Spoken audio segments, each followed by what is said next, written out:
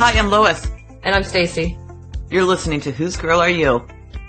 Today, we have a very, very special episode for you. I'm going to let Stacey tell you about it. Well, today we're going to attempt to talk about type 1 diabetes.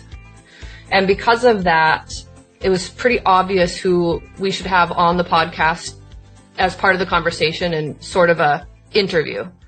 But let's just call it a discussion. It's not like you're being drilled. It's just like you have to have all the answers. We just want a perspective of someone who has been living with this disease for 11 years? I think so. Okay. 11, 12. So the guest that we have today is my daughter, Anna. So, hello. Yay. Welcome.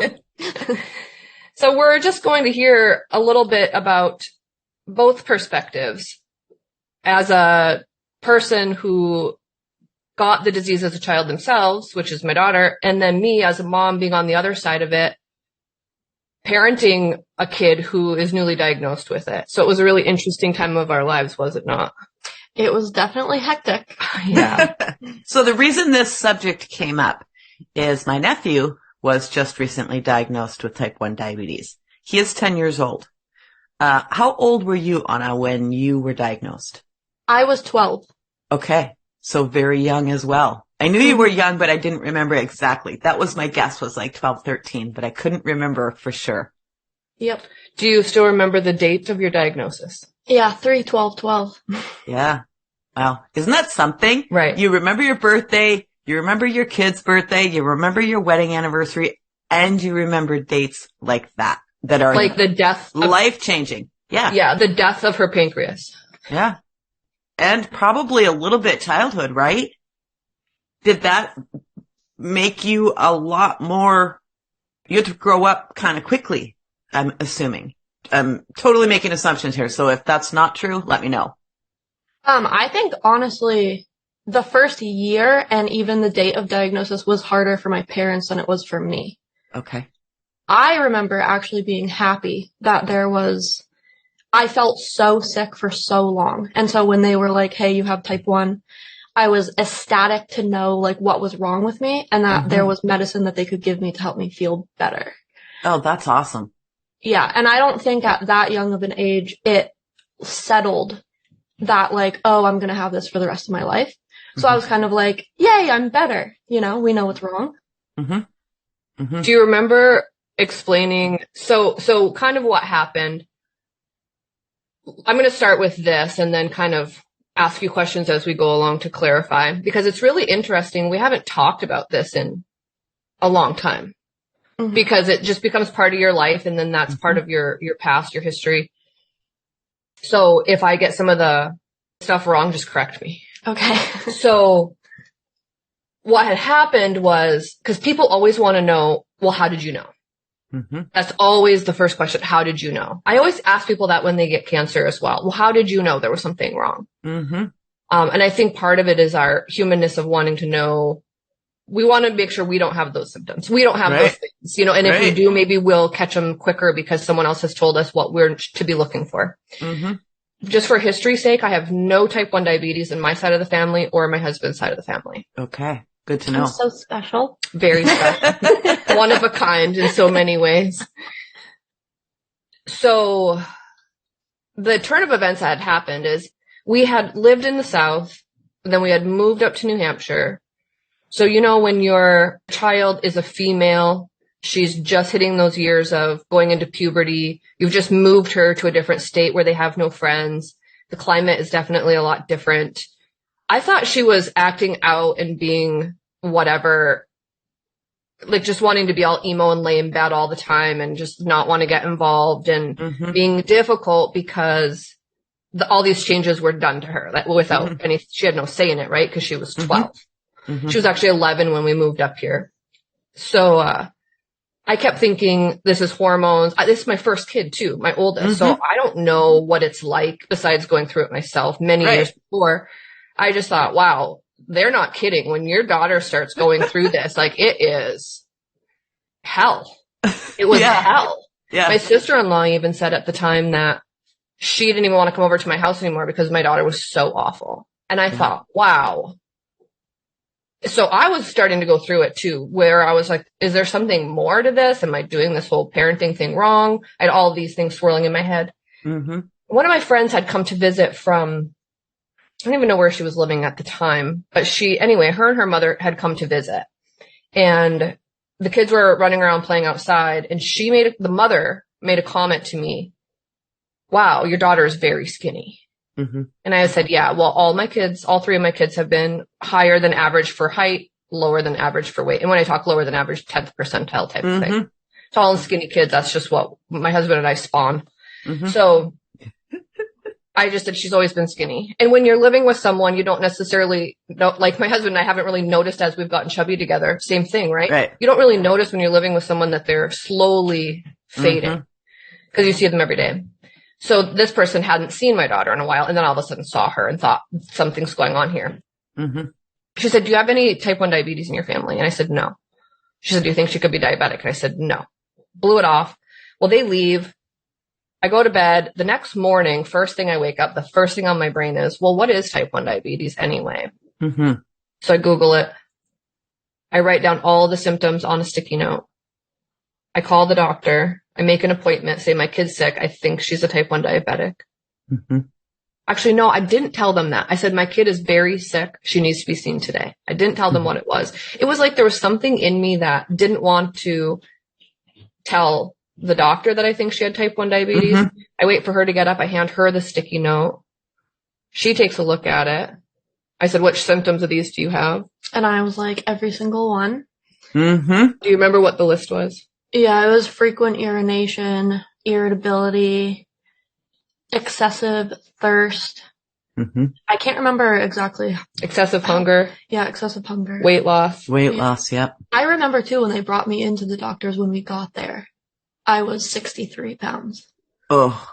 63? Mm-hmm. That low? I don't remember that being that low. Maybe I blocked that out. I thought it was 83 or... Oh, I remember 63. I don't know. Yeah. But even 83 is pretty low for a 12-year-old. Mm-hmm. Yeah. Can I ask a question? Yeah. At this point, you were doing normal life. You were going to school. She was homeschooled. You were homeschooling. Okay. And it was a fight. Yeah. Because she would hardly get out of bed. All she wanted to do is eat and drink, argue with me. Yeah. Just argue with me. Couldn't do 2 + 2. I'm the horrible mom who, like, I think one time I like walked behind her in the kitchen and kind of flicked her in the back of the head and said, quit being so ridiculous. Of course, 2 + 2. And she starts crying. Because I really didn't. Because when your blood sugar's that high, you can't think. Yeah. Your brain is trying to deal with that, not mathematics. It's like, I'm trying to keep you alive here. Yeah. So it was hard because there was that disconnect of like the irritation on your end, but also on my end too. Cause it was like, I wasn't getting that understanding, but you like didn't know what was wrong. So we were both like, what's going on? Like, I don't know. It was. I also remember her eating a ton of food for dinner or lunch or whatever that you set out for the kids, and her wanting more. Or like eating that and then walking away and 10 minutes later coming back and saying, I'm starving. I said, you're not starving. The kids in Africa are starving. You are not starving. Maybe you're hungry, but you can wait till later to have a snack. You just had your dinner or your lunch or what. And a whole plate of food.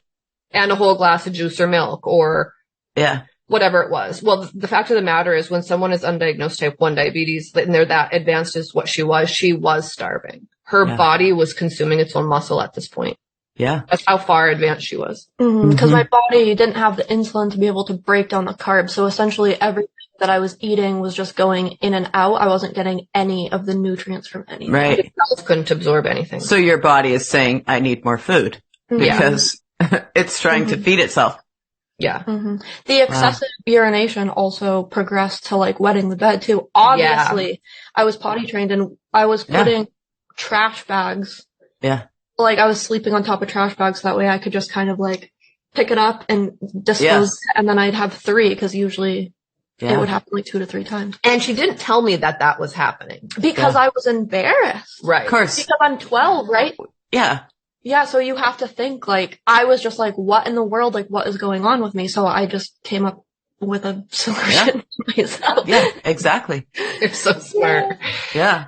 So I know she was getting up to use the bathroom a lot in the middle of the night because she was on a bunk bed because she was sharing a room with my sister, who was my handicapped sister that was living with us at the time. Yeah. So my life was a little bit crazy at the time. So we go to the doctor. It's a Friday and they said, she's sick. Tell us about it. And so I said, tell them, because I had given her the sticky note already and she had said, and I said, I already asked you if you had those symptoms. So like, tell them. And she said, I'm really hungry. I'm really thirsty. I'm really tired. I think that's all she said. And I said, and she's urinating a lot and she's sleeping a lot and she's very irritable. And the doctor kind of cocked their head and looked at me. I'm listing all the symptoms. They're a doctor. I'm thinking, I want them to put this puzzle together. Mm-hmm. And he looked at me and he's like, are you suspecting diabetes? And I said, yes. And he said, do you have any in your family? I said, no. And he said, well, I can refer you to a specialist or something.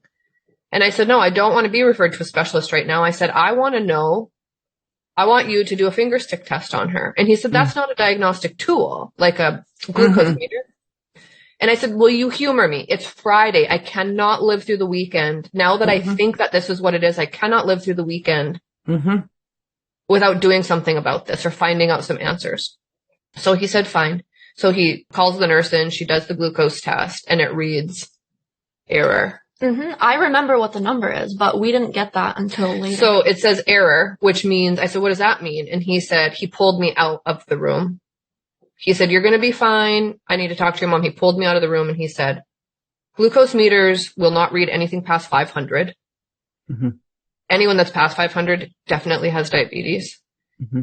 I need you to go down to the Walmart pharmacy right now and get this insulin. And I'm calling in these prescriptions. You need to go get all these prescriptions. Come back to the office. You need to go up to Dartmouth, Lebanon, which is almost 2 hours away in the morning because there is no pediatric endocrinologist in this area. And I said, okay, well, as a mom, you just go into, this is what I need to do. So you just do it, right? So Donna gets in the car. I think you came with me to Walmart to get the prescriptions. I don't think I left you at the doctor's, but I don't remember that part.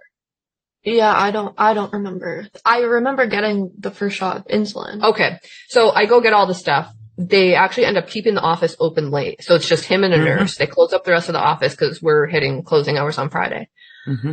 I get back there. I still don't know exactly how severe all this is. They say, okay, so what we're going to do is we're going to have you give her these 2 shots right now. And then in the morning, you'll give her these 2 shots again. And then you'll drive up to the hospital and bring all this stuff with you.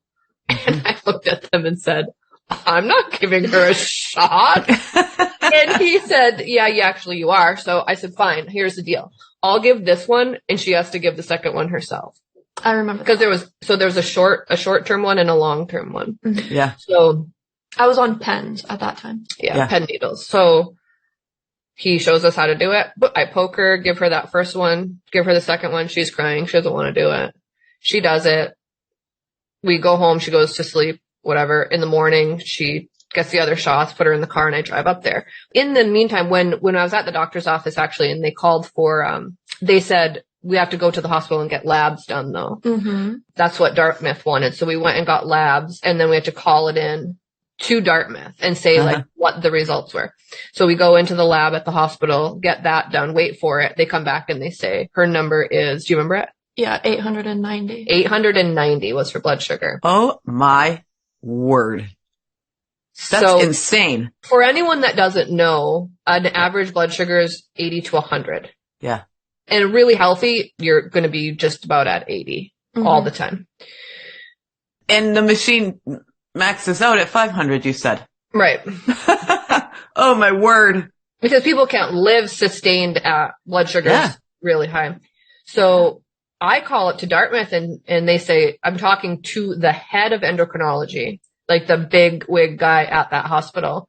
And he says, what was the blood sugar? And I tell him 890. Well, he mishears me over the phone because the next day when we get up there, he meets with us in the office and he starts going over the paperwork. He said, okay, here's her name, here her birth date. So her blood sugar was 590. I said, no, sir, it was 890. He stopped and looked at me and said, well, thank God she's still alive. Yeah. If I would have heard that number over the phone yesterday, I would have had her in an ambulance driving up to the hospital last night. Wow. I was like, No wonder why how many hundreds of thousands of people die from medical malpractice every year. Yeah. Wow. So, boy, and then the learning curve starts. Mm-hmm. So thinking back on it, I think I'm so stubborn. I'm so like adamant about things. What they wanted us to do was they wanted us to go up to Dartmouth and stay up there for like a week or something. I was like the kid at that spot, so I wasn't dealing with like all that sorts of stuff. Okay, so I'll finish this little bit and then I want to ask you a bunch of questions. Mm-hmm. So they want us to stay up there for a week. I said no. My husband works. I have other children. That's not going to work for me. So they put us through this for 8 hours. We got to stop for lunch and they gave us a little voucher to go down to the cafeteria and eat. And she had to eat specific things. And then we had to come back and do all this stuff. So they're giving you this. Okay. When you eat this is how you figure out how much insulin to take. You test, you have a correction factor, you have a carb ratio, there's all these mathematical problems. My poor kid has always hated math, never been very gifted at it. Turns around and looks at me while she's standing at the whiteboard trying to follow their directions on like how she's supposed to be doing this because they want to put it in the kids' hands as soon as possible because they're going to have to it's their disease, right? Mm-hmm. Although the parent has to have a really good understanding of it as well because they're a kid. Mm-hmm. Mm-hmm. So she's up at the whiteboard and I'll never forget her turning around and looking at me and saying, well, I guess I will need to learn math after all. She always said like, when am I ever going to need to use this? Because that was a fight when I was doing homeschool. Yeah. So, well, especially when your blood sugar was so high and your brain is trying to keep you alive instead of do math. Well, so the turnaround's really fast though. So let's go back 2 seconds here. Let's go back to the doctor's office to the day that it happened. And I give her a shot. She takes a shot. We get in the car to go home. Do you remember what you said and like how you felt on that car ride home after you had those 2 shots of insulin? I do remember saying and feeling a certain way, but I remember being in the doctor's office, not in the car when that happened. But I remember getting my first shot of insulin and it was pretty quick that I remember looking at you and being like, I feel like I could run around the world. Like 1,000. Oh, my word. Like it almost felt like instant relief. Yeah. So that's really interesting because the way that I remember it is we were driving in the car on the way home and you said, you had this biggest smile on your face and I hadn't seen her smile really in quite some time. And I said, what are you so happy about or something? And she said, I feel like when this car stops, I just want to get out and run laps around it. Like, I just want to I just want to run. And she hasn't had any energy for months at this point. So all of a sudden she was smiling. She wanted to do things. She just had all this energy and it was really how normal people feel. But it's because she had been in such a bad place for so long. Then when you get back to the normal, it's quite drastic. Mm-hmm. Yeah. So that must have been the fast acting. And then the slow acting is a longer 24 hours or what? Well, so the fast acting is what you take every time you eat. And so what they were doing at that point is they were only correcting her to 500 because they didn't know at that point when she took the insulin, they didn't know her number. So they just said, let's pretend she's 500. And then they went by her weight and her this and that. And the endocrinologist had told the regular doctor how many units she needed. Okay. And so they only can correct to 500 because they don't know what they're correcting otherwise.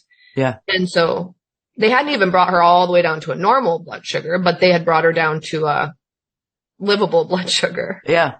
Right. Yeah. And then the long lasting is basically because insulin then goes through your system at a certain rate. Well, the long lasting, it's a different type of insulin that is almost like a slow release to keep your insulin levels to not dropping super low while you're sleeping. So typically the long lasting is taken in the evening before you go to bed. Mm-hmm. Mm-hmm. They'll call that too, background insulin. Yeah. Okay. So I said, I'm not staying in Dartmouth. That's not going to work for me. So by the end of the 8 hours, they kind of looked at us and said, we feel like you have a good grasp, like you're smart and conscientious and all, we know you're taking it seriously. Mm-hmm. So we will allow you to go home and treat from home on these conditions. Every morning when she woke up and we tested her blood sugar, I had to call the hospital and give the numbers. Mm-hmm. 3 times a day. Breakfast, lunch, dinner, actually maybe 4 times a day. I had to call the hospital and give the numbers. Yeah. I had to give how many carbs did she eat? how many units of insulin she got, what her blood sugar reading was. So, I kept it in a book. I had to write everything down. I was a diligent note keeper.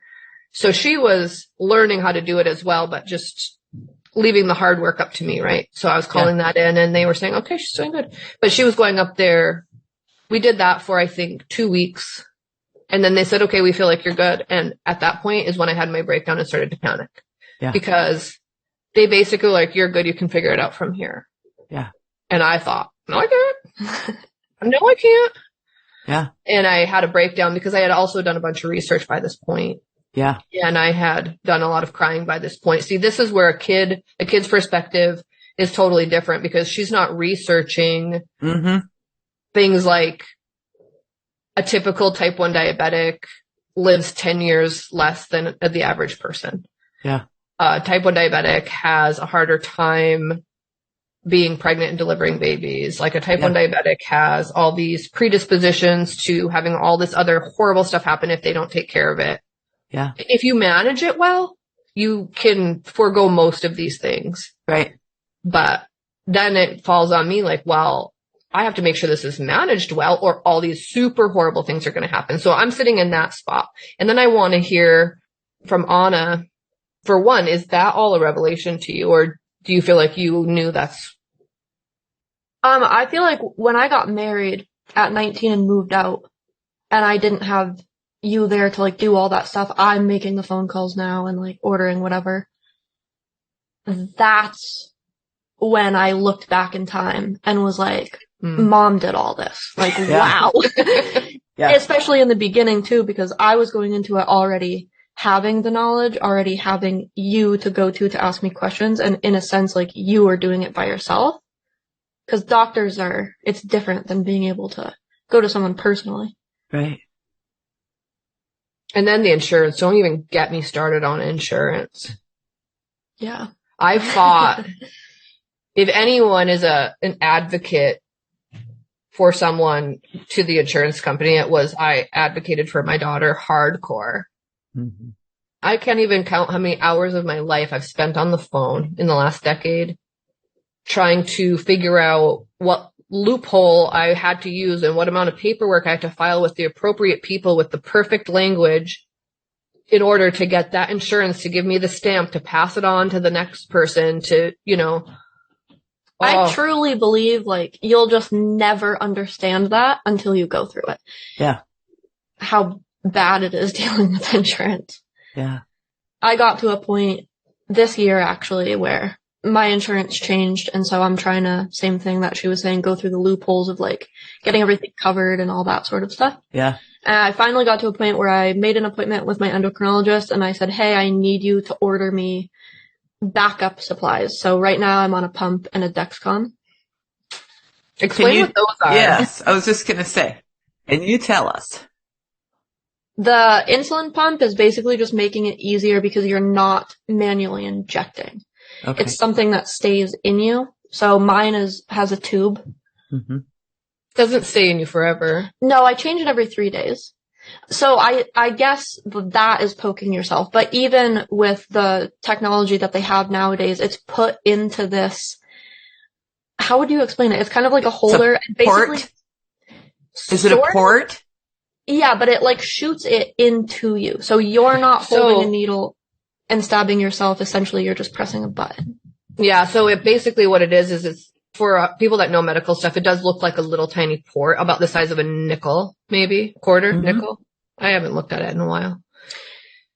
And it has a metal like needle, a regular like metal needle that like pokes the skin. But as it pokes the skin, it's injecting a small little plastic catheter. And then the needle retracts back out. So the catheter stays in, but the needle comes out. And that's what she's talking about when she says, I'm not actually like poking the needle in, because in order to have this mechanism work, there's this device that you use each time that you kind of clip the port into-ish. Yeah, kind of. So basically, you just hit the button. And you hit the button and it's like immediate. Mm-hmm. Right? It just goes boom. And so like it's in, the needle comes back out, that part all gets thrown away. Now you just have this plastic tubing in you for 3 days that's connected to more tubing that's connected to the pump.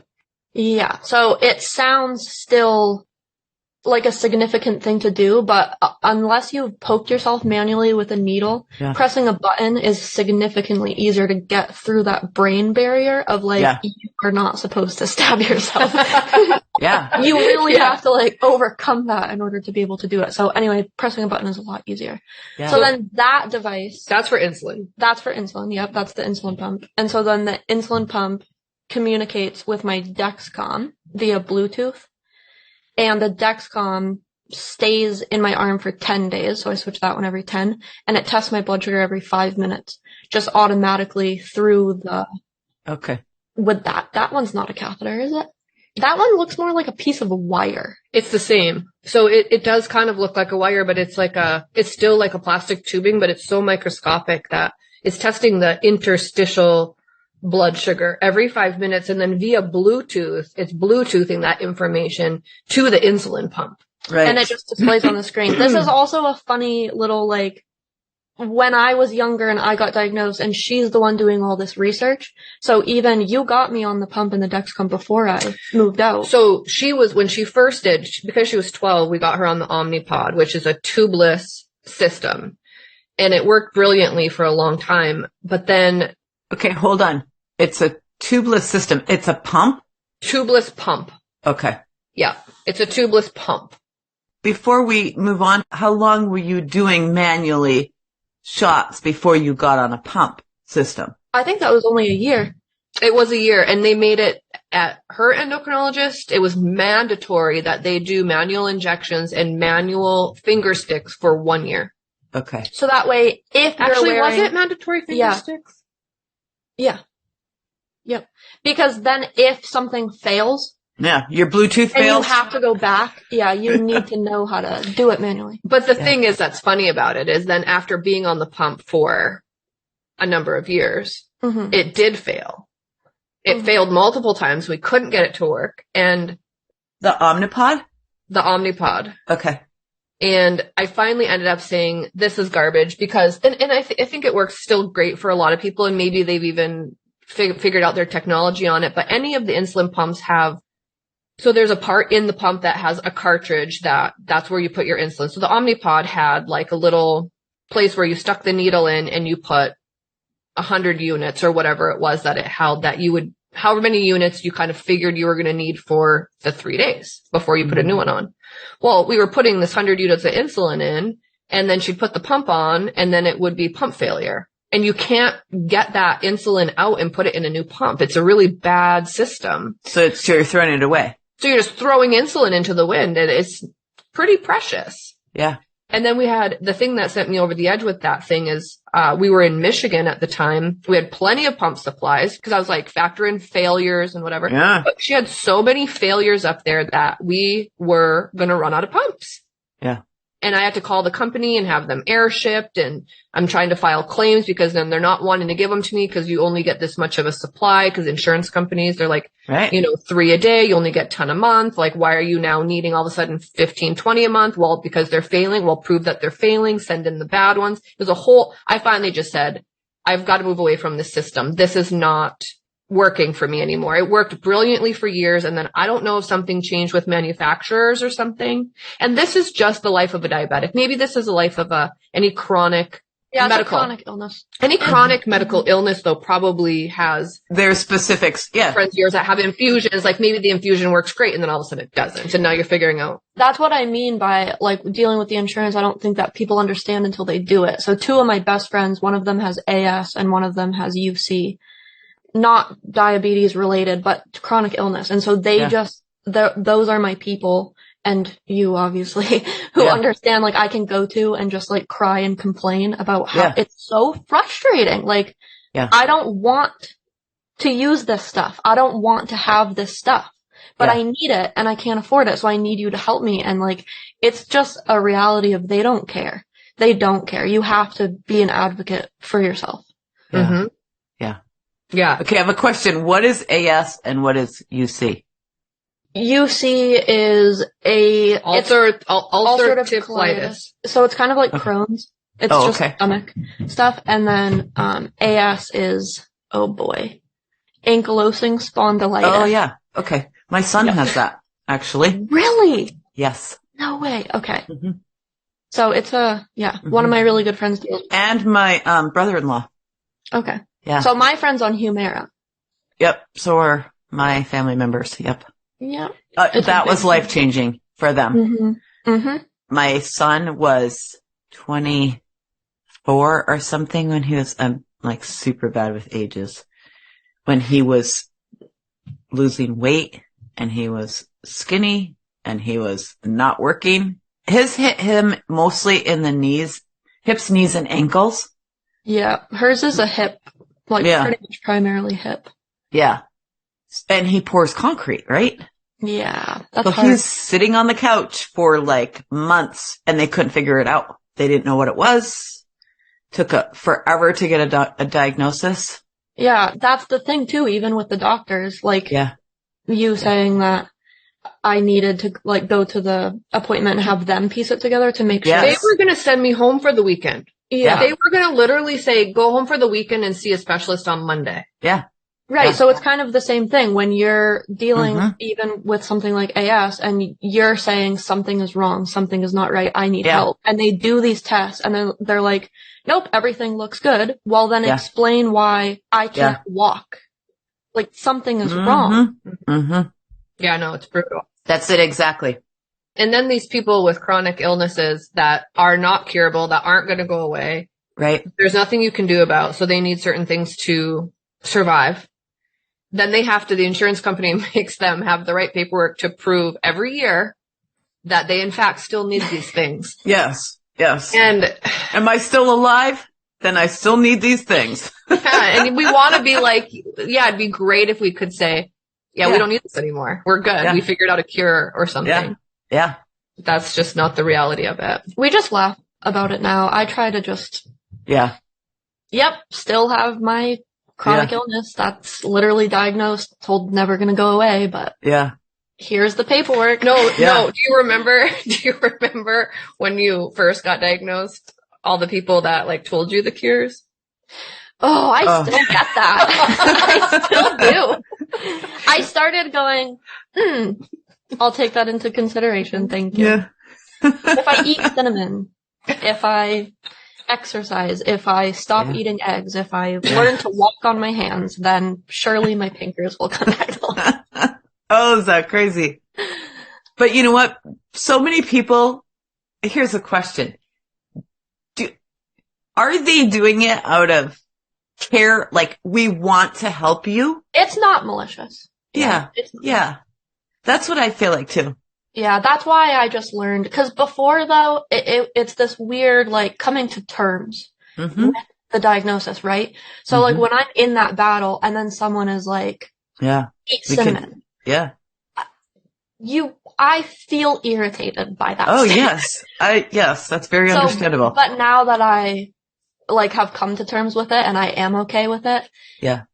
I understand that they're just trying to help. And so I know that it's not malicious, so I'm able to just be like, oh, okay, thanks, and kind of just turn around and walk away. Yeah. And then I can complain about it if I need to to the people who understand and who know.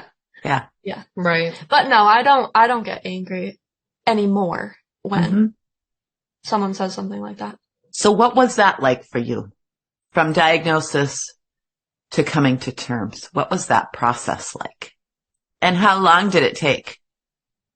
Oh man. Did you have a moment in time? No. I'm gonna say no, because sitting here I can't think of a specific point in time.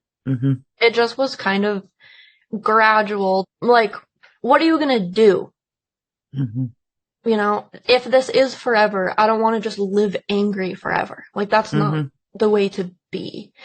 And maybe saying it could be worse is not something that someone wants to hear. Right. But if you take care of it, it is manageable. It is life altering.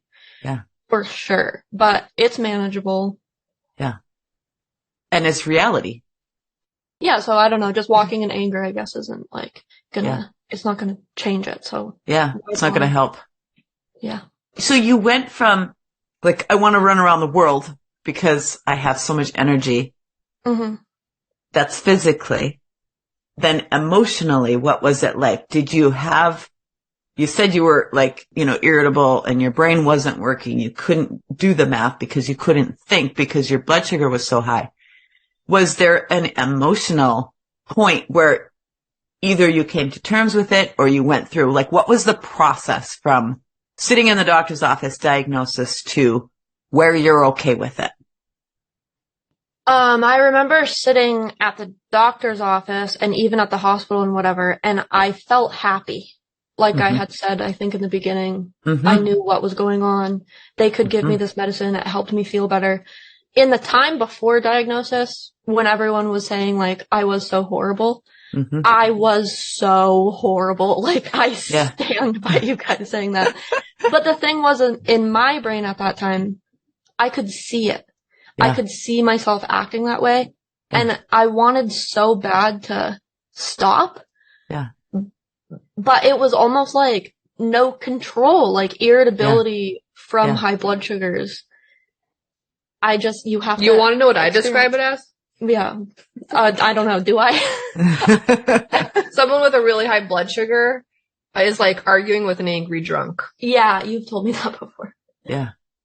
Yeah. I don't know if anyone out there has ever argued with an angry drunk, but I have. And that's the only thing I can relate it to. Yeah, because sometimes there's not even any logic, especially when you get way up there, like in the 400s. Yeah. You're just not, like, you can't do 2 + 2, you know? Yeah. I have a question though. And now the statute of limitation is gone. You can't get grounded anymore.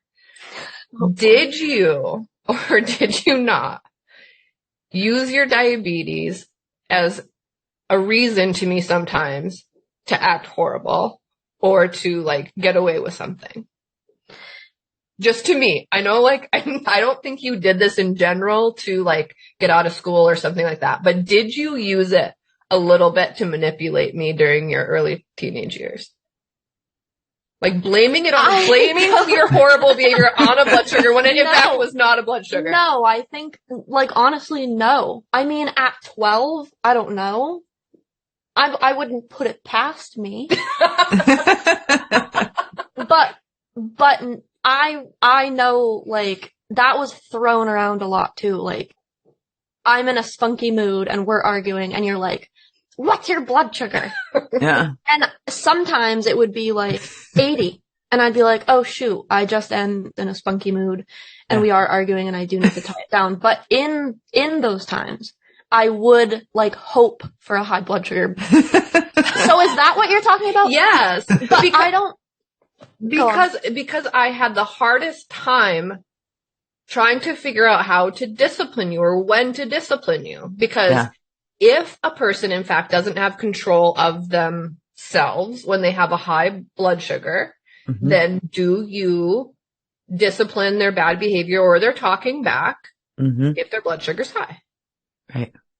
So there's all these other things. So I'm like on top of puberty happening and me trying to figure out how to discipline my eldest kid and her being a girl and living in a place where I have no friends and all this crap happening. Now we're fighting and I'm like, what's your blood sugar? Because I'm like, do I discipline you or not? Like, are you just being a brat or are you struggling with a disease at the moment? So I guess in that sense of we're arguing my blood sugar is good and I wished that it was bad. Like I had those thoughts, but there wasn't ever, if my blood sugar was high, I was just crabby. But I wasn't like, oh, my blood sugar is high, so I'm going to go out into the kitchen and scream at my mom. Like, no, I didn't think it was premeditated necessarily. Yeah. But maybe blame it on that or hope you could blame it on that. That's what I would say though, is I think that the term blame is the wrong terminology because that it just is what it is. I'm not blaming it on it. Does that make sense? Yeah. Yeah, but here was the problem, I think, is anytime we'd fight then, and she'd be super horrible, I would be like, what's your blood sugar? And then she would just whether her blood sugar was high or not, she would get mad at me because she's like, not everything is about my diabetes. And I was like, okay, I understand that, but as we're navigating through this, I need to know. I love your relationship with your mom. I think it's wonderful. It's special. Yes, it is. It's a wonderful thing. So you did a year of insulin injections manually, and then you got put on a pump. Was there a big change? Like how drastically did that change your life, going on a pump? A lot. I'm a person that struggles with wanting control.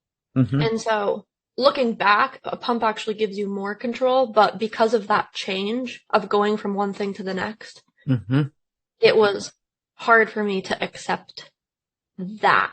Kind of felt more like giving up control than gaining control.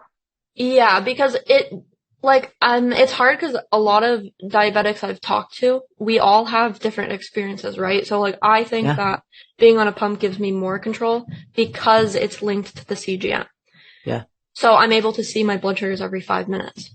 Whereas I know another diabetic who feels more in control with manual injections because they are the ones they're doing it all manually, right? So it doesn't feel like a machine's doing it for them in a sense.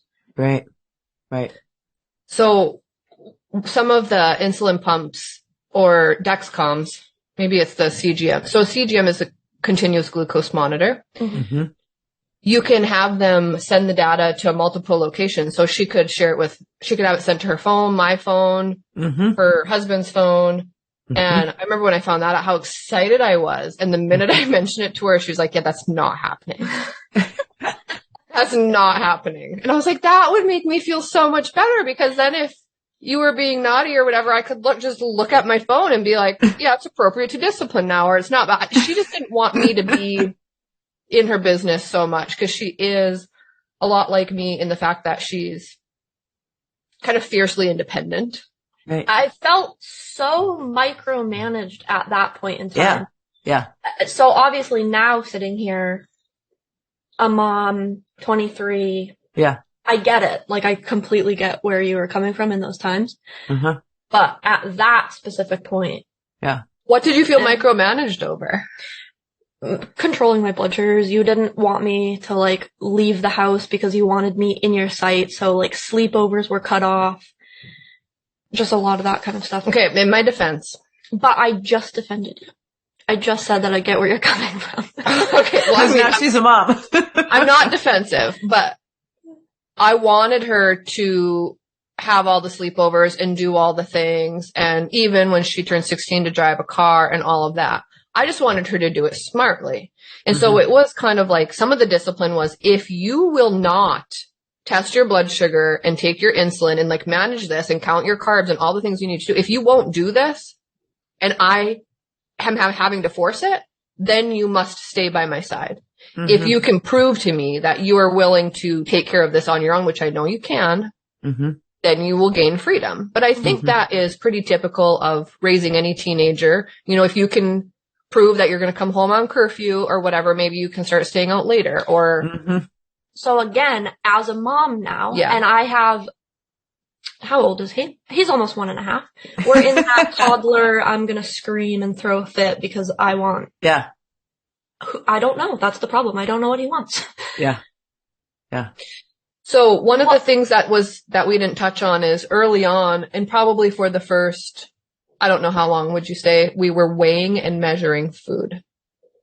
Yeah. Do you remember that? Yeah, I would say for the first year, maybe 2. But that's where I was gonna just make a point, because I know you said that your nephew's 10, right? So there's gonna be like lots of that in that dynamic too, where you are still a parent and like it's scary, right, to have a kid that's like dealing with all this stuff. So you want to be, I used the term micromanaged. Yeah. You want to be able to do that to make sure that they're safe, that they're being taken care of, that their blood sugars are well. Yeah. But as a kid, it feels like I've just been given this thing that I don't want. And so now I have to like take care of it to perfection, in quotations, to gain like everything that I had before. Like before I got diagnosed, I was able to go out with friends. I was able to have sleepovers. But now that there's this thing hanging over my head, right, it feels from the kid's perspective like you have to earn your way from this thing that you are so incredibly mad about. Yeah. Did you really feel like it had to be perfection? Yeah, and I don't think that that's something that you guys placed on me. I think that that's something that I placed on myself. Yeah. And still to this day, going to the endocrinologist and getting my A1C tested, worst 2 days of the year. Do you know what Yeah. an A1C is? Yes, I do. Did we talk about it? No, tell me, what is it? What does an A1C actually stand for? I don't know what the letters and numbers stand for, but I do know that it's your average blood sugar over the last 3 months. Or 6 months. Or 6 months. They typically, it depends. When she was younger, it was every 3 months, and now she manages it. If you're well managed, they'll push you off 6 months. Mm-hmm. So that's where she's at right now, because she's doing so good. Oh. But what's a really, really good A1C is 7. Right. Is that what it is? 6, 7? Yeah. 6 or 7, is stellar. 8, still fine. 9, starting to slip. When she got diagnosed, she was 14. Yes. Yeah. A1C of 14. And now I'm at 6.4. Which is great. Which is the best it has ever been. That's awesome. It's interesting to me. I'm a researcher by nature. So once I found out about it, I did a deep dive. So far down, I had to just be like, I need to stop looking at this because it's depressing in a lot of ways. But did you know that per capita, Finland and Sweden have the highest rates of type 1 diabetes? No, I did not know that. I did not know that either. And my daughter is 90-something% Finnish. Mm-hmm. Yeah. Yeah. Also, my husband is very Finnish. I'm very Finnish. Mm-hmm. Our kids are very Finnish. And when you have two parents that they didn't used to think it was a genetic thing, and now they do believe that there's a genetic component. Mm-hmm. And both parents have to be carriers of this type of gene. While when you're both Finnish or Swedish, and that it runs really a lot in that, your chances are a little higher. Right. But now for her being a type 1 diabetic, her kids, well, any offspring of a female type 1 diabetic have a 14% higher chance of getting diabetes than the average person. And in a man with, actually, I think it might be 17. And in a man, it's 20 something. It's different. It's and higher. If a man and a woman both have type 1 diabetes and get married, their kid has a 1 in 4 shot. Yeah. It is exponentially higher. So after I read that, I was just you are never to date another type 1 diabetic. There was a period of time when I was younger that I was hanging out with one just in groups of just Just in general, I knew him. Mm-hmm. I remember coming home one day and being I just had said something about him, and you were you will not have a relationship or date. Don't, that has to be taken off the table. Yeah. She's there's nothing there anyway. No, so I was really just jumping all over something that didn't exist, but I had already read about, and I was thinking about my future grandchildren. You were protecting her, and yeah. So there's a lot higher chance in that. But the other thing that's crazy about it is that we just last year had the 100-year anniversary of the invention of insulin. Wow. And when it first came out, obviously it wasn't widespread. People didn't have access to it. Mm-hmm. And so when 100 years ago, if someone got type 1 diabetes, they were dead within a couple weeks or a month. Yeah. And so my husband and I were just talking this morning about how the quality of life has changed drastically over the years for type 1 diabetics. We still hope for more strides in that. And they actually, a number of years ago, maybe 5 years ago or so, because I kind of follow diabetes research stuff. Mm-hmm. I don't know if you knew that, because I'm always looking for the next thing. Dad sends me links of stuff sometimes. So That's they awesome. did a bionic pancreas trial, beta test run in Boston, I think out of UMass. And my team might have been involved a little bit too. And so it was where the person wore the CGM, we talk about, testing the blood sugar every 5 minutes, Bluetooth to the insulin pump, but not only just so right now you still have to punch in the readings. They're building this thing that they call a closed loop system. So right now she manages her CGM. She looks at that to see what her blood sugar is. She still has to tell her pump, this is how many carbohydrates I'm eating. So this is how many, then the pump knows, okay, you're eating that many carbs. You already have your settings in there. So we'll give you this much insulin. It figures out how much insulin you have on board, all this. It's a really great machine.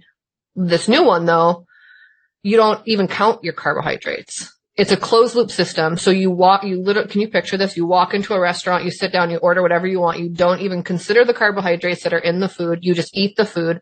Naturally, the CGM tells the pump, hey, blood sugar's rising, send this much insulin, and it like micromanages it by like within a couple points. The thing they're trying to work out is that they also want it to be able to give glucose. So right now the insulin pump, all it does is it brings a high blood sugar down. If you need to bring a low blood sugar up, yes, the pump's no good to you. Yes. So they're trying to make it where it can give glucose so that it could actually bring blood sugar up and blood sugar down and be a true closed loop system. And they call it the bionic pancreas. Yeah. Well, guess what? They had a lot of success with it.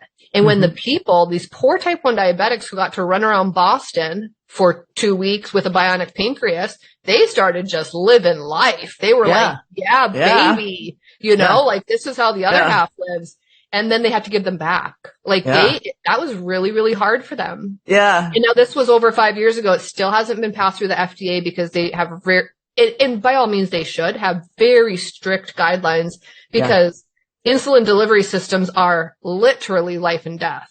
You get too much insulin, you will die. You don't get enough insulin, you will die.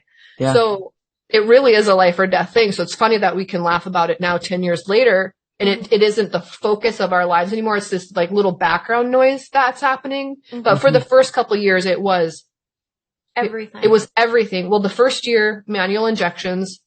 That's all they'll let you do because they want to drill it into your brain how to take care of yourself if all else fails. If you just had needles in an insulin bottle, like, are you going to be able to figure it out? After you do that year, then they say, okay, we'll let you on the pump now. Do you remember what they had you do first when you first got your first pump? Yeah, we put saline in it. Yes, they wouldn't even let you run it with insulin. So they had you run it with saline. Just like you would if it was insulin. So now you're like fake running a pump while you're manually injecting, right? So now they've just leveled up. And then after, I think it was actually 1 to 2 weeks, then they let you like go on that, but now you're being micromanaged again because they want to know what your stuff is. You're monkeying with your settings a lot because your settings aren't really dialed in yet. And it took a long time. So for the first year after you're on a pump, it's almost like you're learning how to treat your diabetes all over again. Yep. So, another year of learning curve. Yeah. So first you learn it this way and you're like, yeah, we're golden. Then you're like, now we're doing it this. And now, okay, a year and finally like you're golden. So she fought a little bit against even getting the new pump because, she's already had a lot of change in her life, right? Yeah. Was that the main reason? Just change. Yeah. Okay. So, I had found out about this new, the T-Slim, the Tandem that talked with Bluetooth with the CGM that she currently had. And the thing I loved about this new pump was that it would at night, because they Bluetooth, if it would show that she was reading that she was trending low, the pump would automatically shut off the background insulin that like slowly dripped. Yeah. So it shut it off. It would basically prevent lows at night. And she had been known to get up in the middle of the night and have to eat because of a low blood sugar. The reason that they wake up is because usually their pump starts alarming. And it'll beep. And honestly, after being around a diabetic for a number of years, you're like differently tuned into like beeping noises. Yeah. I like don't even hear it a lot of the times. I wake up because of my symptoms, which maybe that's not reassuring to you because then by that point I'm already like shaky and whatever. But the second I wake up, I'm like, I know exactly why my body has.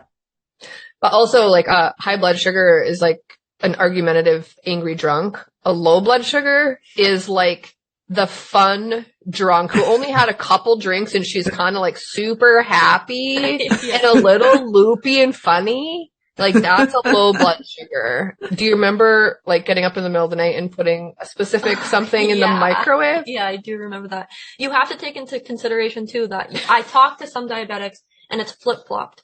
So they get irritable when their blood sugar's low and they get shaky, dizzy, whatever when their blood sugar is high. Just for, and someone else. But yes, one night I woke up and I was low and like, you're drunk, right? So you have no sense of logic. And I thought, I'm gonna eat a granola bar. So I took a granola bar, I unwrapped it. It was a chocolate one. It had little chocolate chips in it, and I put it in the microwave. And then I forgot about it. And so it stayed in there. I obviously found something. I had a snack. I went back to bed. She wakes up the next morning. Why is there a chocolate chip granola bar in the microwave? And I was like, yeah. And I was like, oh, well, I had a low last night. I don't remember doing that, but. Yeah. She would do weird things like that. Yeah. Yeah. So what would be like the number one piece of advice you'd give to a newly diagnosed type 1? If you could give one bit of advice. Listen to your mom. Listen to your mom, do everything she says. That's exactly what I was thinking. A little bit along those lines. Like, I know that it's hard, and I know that it sucks, and it's frustrating, but it's worse to feel all those feelings and not have control over your sugars, because it's just going to amplify your feelings. So, like, it sucks, and even if you need to take care of your diabetes and do it angrily, then do that, Every time you take insulin, you can be like, this sucks, stab. But just do it. Yeah. Yeah, because the physical part, at least, then is not there. Yeah. Yeah. And then it becomes that mental game. And if you can overcome the physical challenges and just like accept it for what it is, having a high blood sugar just isn't fun, or again, a low blood sugar if your symptoms are flip-flopped. But either way, like, it's just not fun. But I guess that would be my advice, though, is to just do it. So even if you need to do it and be angry while you do it, then. Yeah. What does this mean to you? The honeymoon is over. Do you remember them using that terminology? I do. I'm trying to think of, that was when your pancreas is still making a little bit of insulin. And over time, as you take insulin, your pancreas learns, like, oh, I can completely stop now. She's going to do it for me. Okay. And so you're also going through that adjustment too. Start off, when you first give that first bit of insulin, the pancreas almost wakes up a little bit. And then goes, oh yeah, I'm supposed to do this, and starts doing it. So you're not taking a ton of insulin. Like, let's say a carb ratio 1:25. Can you even imagine that anymore? I don't even, you have to speak English. So insulin is measured in units. Okay. And units are very small. And a carb ratio is every diabetic, and this is where type 1 diabetes is so fun, because there is no straight across the board formula. And so it's different for everyone. And even in each individual person, it changes. It changes with pregnancy. It changes with your menstrual cycle. It changes with your stress. It changes due to heat. It changes due to cold. It changes due to what? I mean, what movie you're watching? I don't know. Yeah, you can't. Yeah, it's everything. Everything. Yeah. And so that's super frustrating, because, you start trending high. So you're like, okay, I need to go lower, but what am I changing? Right. And why is it like this? And is it just because I'm on my period, and then I change it, and then that stops, and then we start going low because we adjusted it too much? Yeah. Yeah. So it's a constant correction. Yeah, so there is no, I've figured out my formula, and now I just dial in the numbers and I'm set, and I'm going to cruise through life. And as long as I keep doing that, I'm fine. It's that constant. And so a carb ratio is this. For every, I don't know what your ratio is now. Do you have any idea? Because it's in your pumps. You probably don't even know. Yeah, I do. What is it? My carb ratio. So there's 3 settings for middle of the night, afternoon, morning. And I think it's 8, 9, and 9.5. Oh, okay. So so for every 1 carbohydrate she eats, for every 9 carbohydrates she eats, she takes 1 unit of insulin. That's the 9. Okay. So she's like 9, 8, and 8, or 9, whatever. Yeah. So every 9 carbohydrates equals 1 unit of insulin. But see, when you have a pump, it does it for it. So the first year, what we were doing is saying, like, I remember I'm also not super gifted at math. So every time they wanted to change her carb ratios, I'm like, can you just pick an even number at least? Yeah. Like that's because easier. then I can divide it by 2. Or by 5s, like 5s and 10s, like that's fine too. And so I'm Yeah. like, I'm mathematically challenged. And so I hate when they'd be like, so we're going to use a 17. And I was like, really, can we just do 15? Is that really going to make a big difference? Yeah. You know, Yeah. because I carried a calculator around with, well, I mean, my phone was a calculator, but so I'd have to be like, okay, Anna, how many carbs did you eat? And she's counting on the package. Well, let's see, I ate. Cause it'll also be like Cheez-Its. I have that one memorized. Yeah. Yeah. But in 20, do I have it memorized?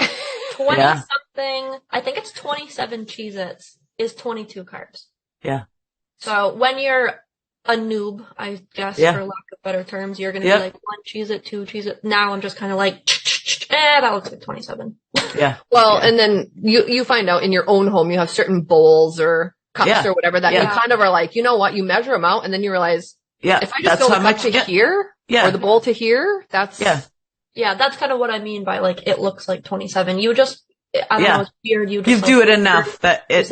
an apple is 13 carbs, but it could vary a little bit up or a little bit down depending on like if it's a big apple or a small apple. Or what type of apple. And so we would at the beginning, measure potatoes, cause it's like, they give us a book, right? And it'd be like baked potato, this many carbs. And it's just like a 4 ounce, an 8 ounce of whatever. And it's just like, well, how many ounces? I was traveling to Michigan because she got diagnosed in March. We went to Michigan that summer. I was traveling with a set of measuring cups and a kitchen scale. Wow. Because I would measure and weigh everything and then flip through this book. Yeah. And then I found out that any fast food restaurant you go to, if you ask them for a nutrition chart with listing the carbohydrates, by law, they have to provide it. Really? Yeah.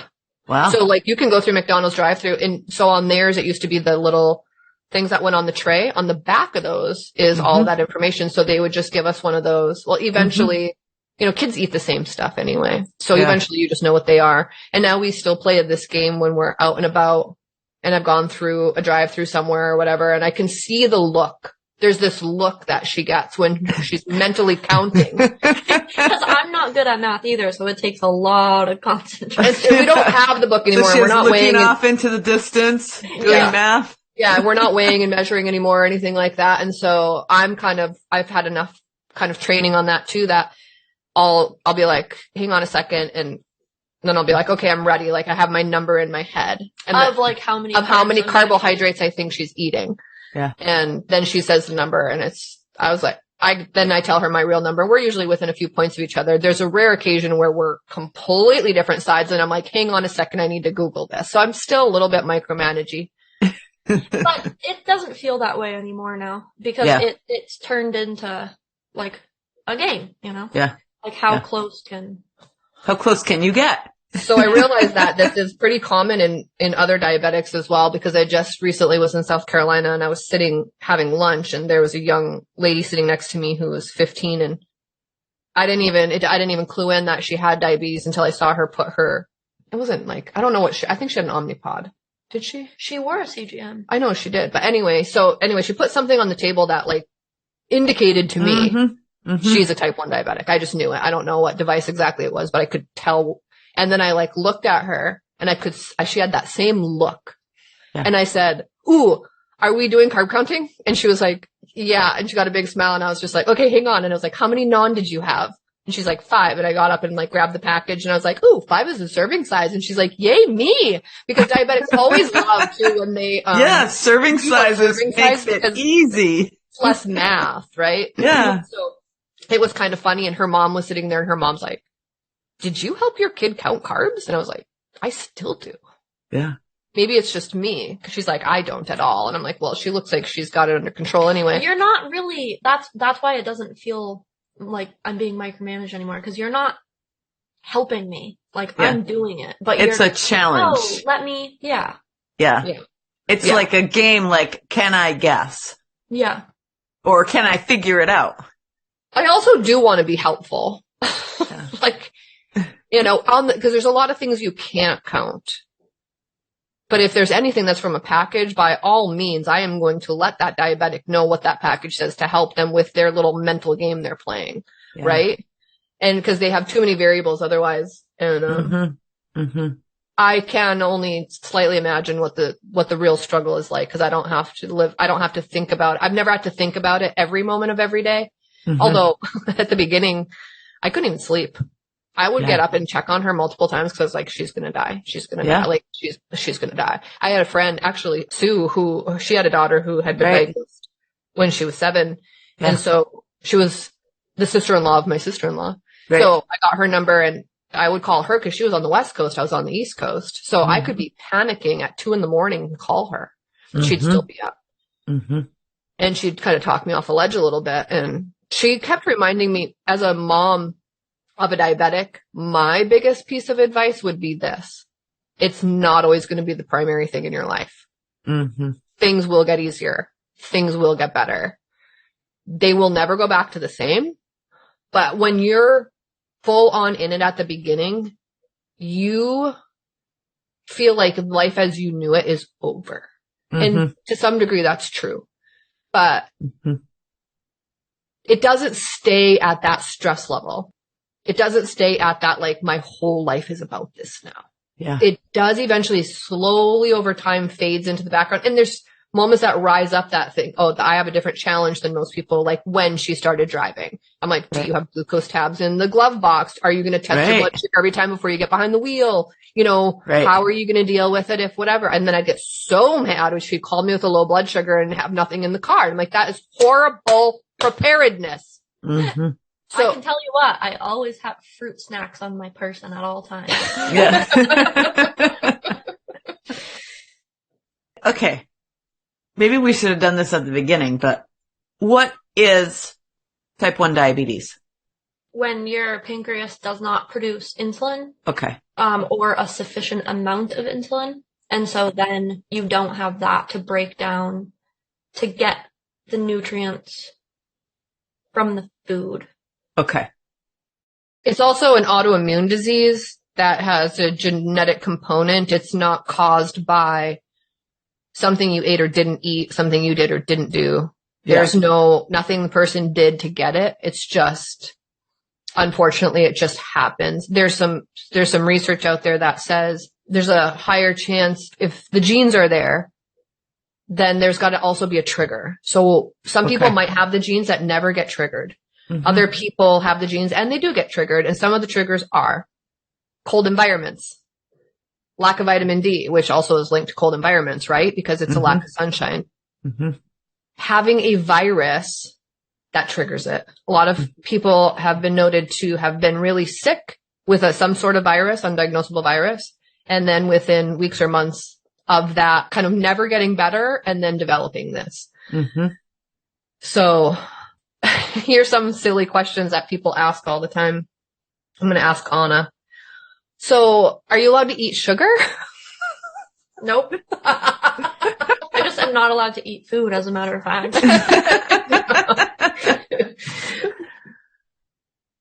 Are you allowed to eat sugar for real? Yeah. Yeah. People will ask me if I am diabetic because I ate too much sugar when I was a kid. Right. Do those comics still bother you when like comics or memes or whatever that's just like some person eating a bunch of donuts or whatever and they're like diabetes? No, I make those jokes. I'm not like a huggy, touchy-feely person, and sometimes my friends will tease me about it, so they'll like open up their arms as if they're gonna hug me, but they know that they're not gonna, and I'll be like, careful, you don't want to get the diabetes. It's catchy. Well, so it's really unfortunate, I think, that type 1 diabetes is called I don't know. It used to be called juvenile diabetes, but then they're realizing that all the way up to the age of 40, you can develop this. Wow. So they didn't want to call it juvenile anymore, although the majority of kids are diagnosed between the ages of 10 and 14. Okay. That's the average age of diagnosis for this disease. Yeah. But it's just unfortunate because people mix it up with type 2. Right. What is type 2 diabetes? The body still produces insulin. The body just can't use the insulin. Okay. It's like insulin resistant. Okay.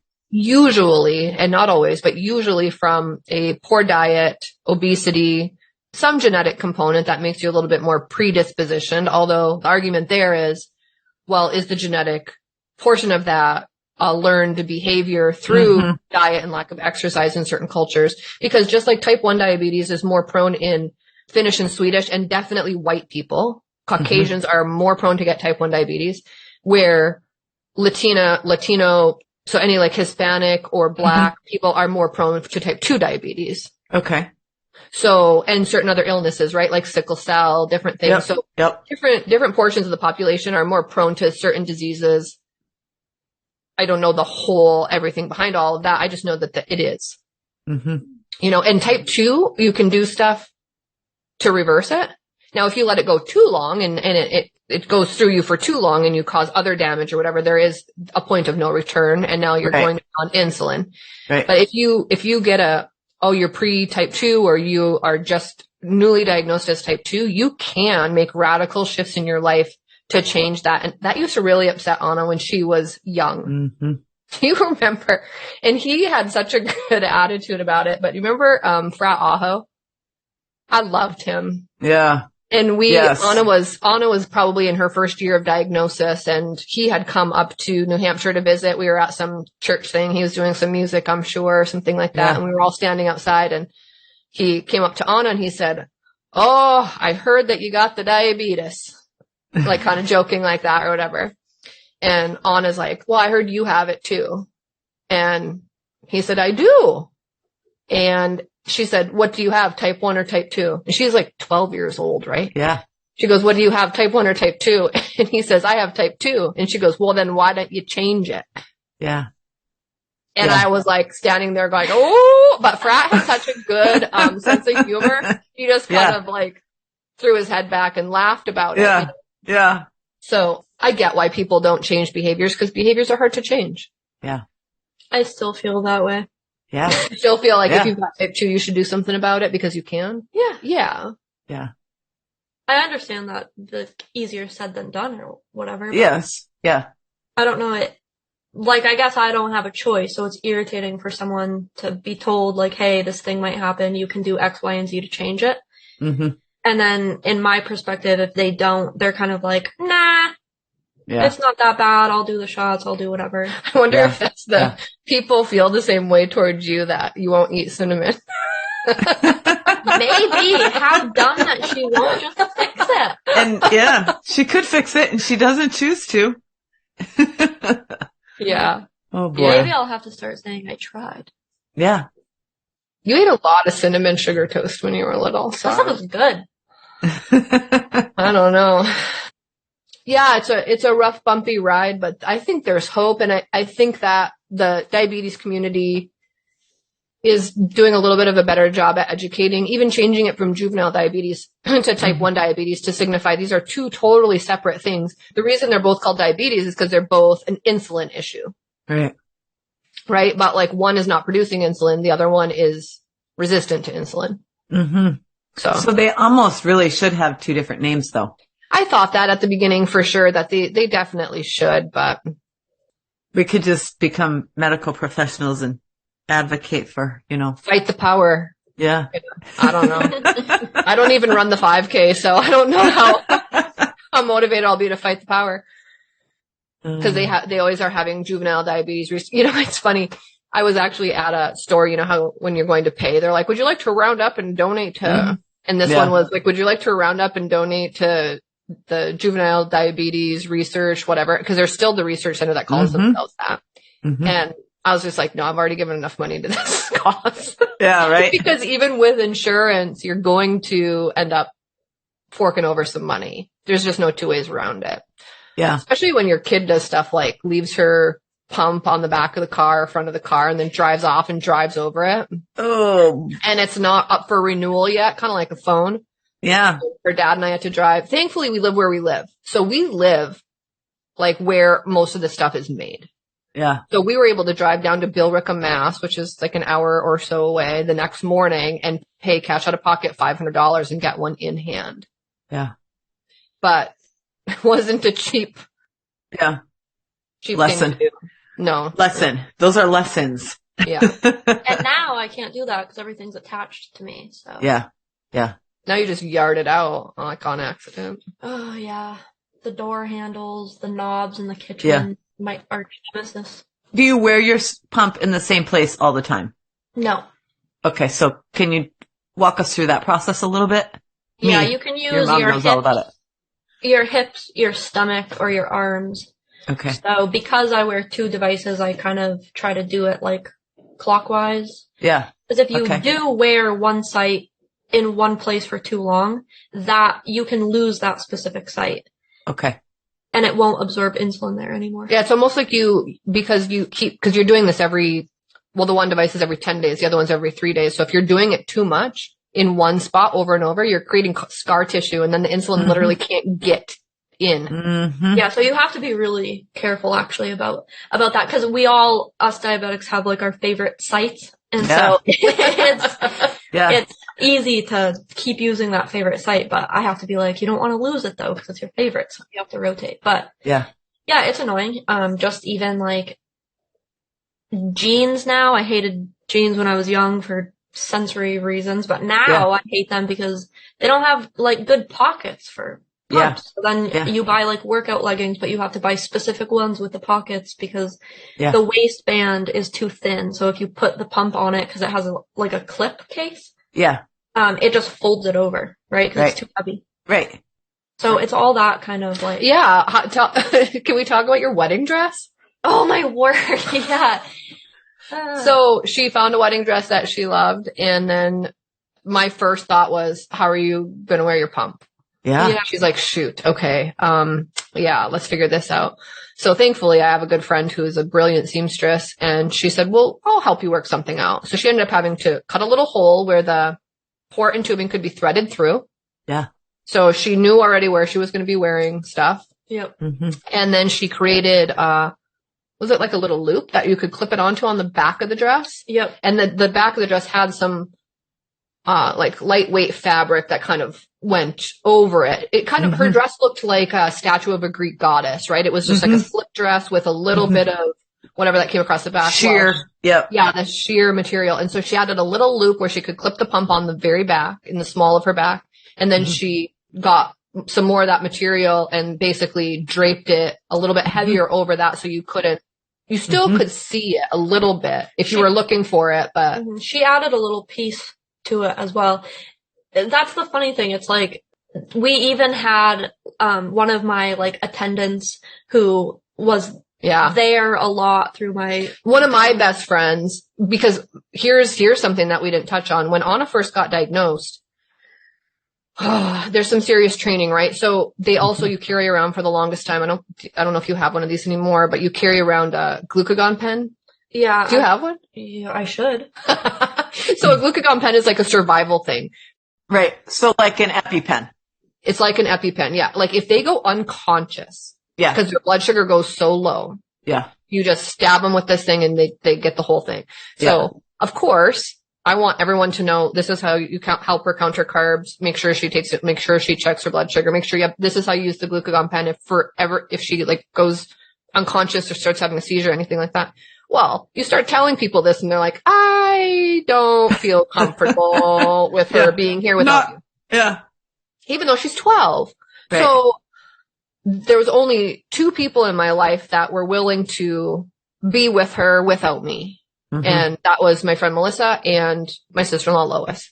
Mm-hmm. And they were just like, yeah, we got it, like totally fine. I mean, Melissa even started making all of her recipes in her recipe book, like all carb count on everything, like so diligent. Mm-hmm. Yeah. So she was basically like one of my attendants for my wedding. Yeah. And because wedding day is kind of chaotic, right? So, right. So she knew where my pump was, and she would like move the thing and click it on to check my blood sugar, ask how I was doing, do you need food, whatever. I was on top of it that way. Also, my photographer is like a second mom too, and she actually took some like close up pictures of my pump in my dress, really beautiful. She took a picture of me, an apple in the mirror, because my blood sugar had went low while we were getting ready.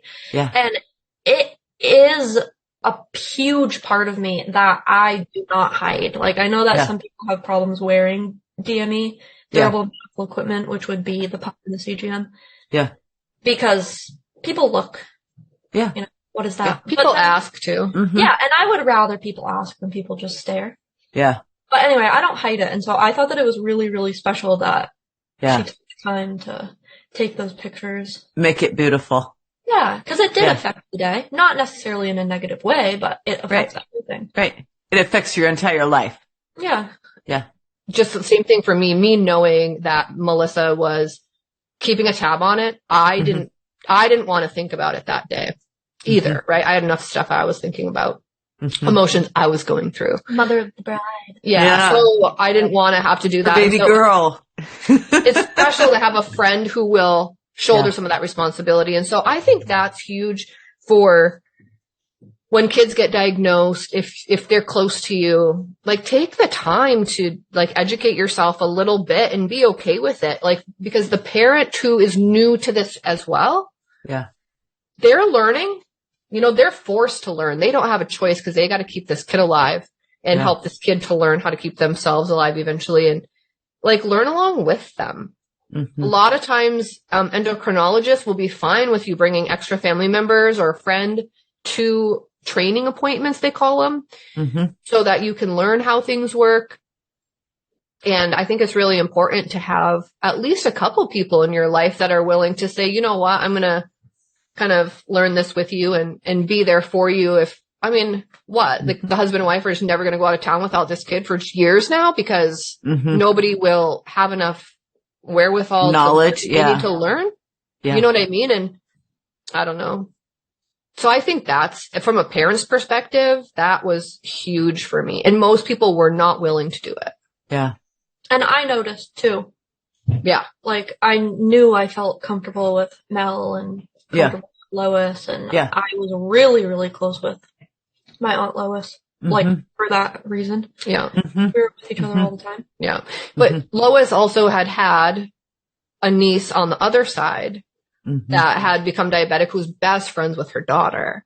Yeah. So she learned right from day one about that. So she was already pretty schooled on it. The problem with Lois really was she thought she was so schooled on it that she could override my desires for how my kids should be treated. And she was just like, nonsense. It's fine like this. And it's like, that was the challenge with her.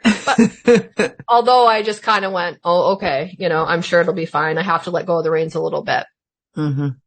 Because as you heard, I do have a little bit of a tendency to micromanage in cases where I really have a lot of concern. Yeah. Yeah, I think now the only time, if anyone asks me a question about diabetes, brings anything up, the only time now that it does bother me is if my blood sugar is high. And that is probably because of my high blood sugar. Right. That I'm irritable. And so sometimes it also can be too for the diabetic, like, if you're acting crabby and someone says, what is your blood sugar? And it is high. Yeah. Subconsciously, you're like, oh, my blood sugar is high. Like I'm failing. I'm not doing good enough. I'm not in range. And so there's like guilt surrounding it as well. Yeah. So then when you have extra people pointing that out to you, then you're kind of like, stop bringing it up. Ignorance is bliss. Yeah. It's not. Yeah. But it can feel like that. Yeah. Yeah. I mean, you mentioned before the reason why, is it true that the reason why you didn't like to go and still don't like to go get your A1C done is because you think it feels like a report card? Yeah, it feels like a test. Yeah. Yeah. So I just set myself up now every time I go in that it's going to be higher. Yeah. So that way I'm not disappointed. Because the other thing too is like, that's a me problem. Like no one else puts that on me. Not my doctor, not you, not Zeke. You know, it's just me. Yeah. Like I want to do well. Yeah. Yeah, I don't know. It's hard too because when you struggle as a diabetic mentally or if you get sick, always in the back of your mind, it's like, is it diabetes? And so to have a good A1C and be able to rule that out a little bit is important. And so, I mean, would you say that if the number isn't good and you haven't been in range a lot, that you would take that blame on yourself? Like, well, it's my own fault. I feel so awful. Yeah, because me anyway, I don't know. I always tell myself like, you should have done better. Right. Because it is me. And you do get lazy with it after, I think we figured it's been 11 years. Yeah. From 12 to 23. Yeah. Actually, You just had your I did. I see it now. It like passes by and I don't know. But yeah, to celebrate it. Anyway, so yeah, I always just say like I should have done better and take that on as it's just hard. Like, you know, even in school to get a bad report card, it's hard to not be in range. So, I was saying that after 11 years, you get a little bit lazy with just like, I don't count my Cheez-Its, right? Yeah. I don't look at my apple being like, is this a small or a large? I'm just like 13 carbs. Like, I don't care what kind of apple it is. All apples are 13 carbs. Right. That's just like I don't know that that's lazy.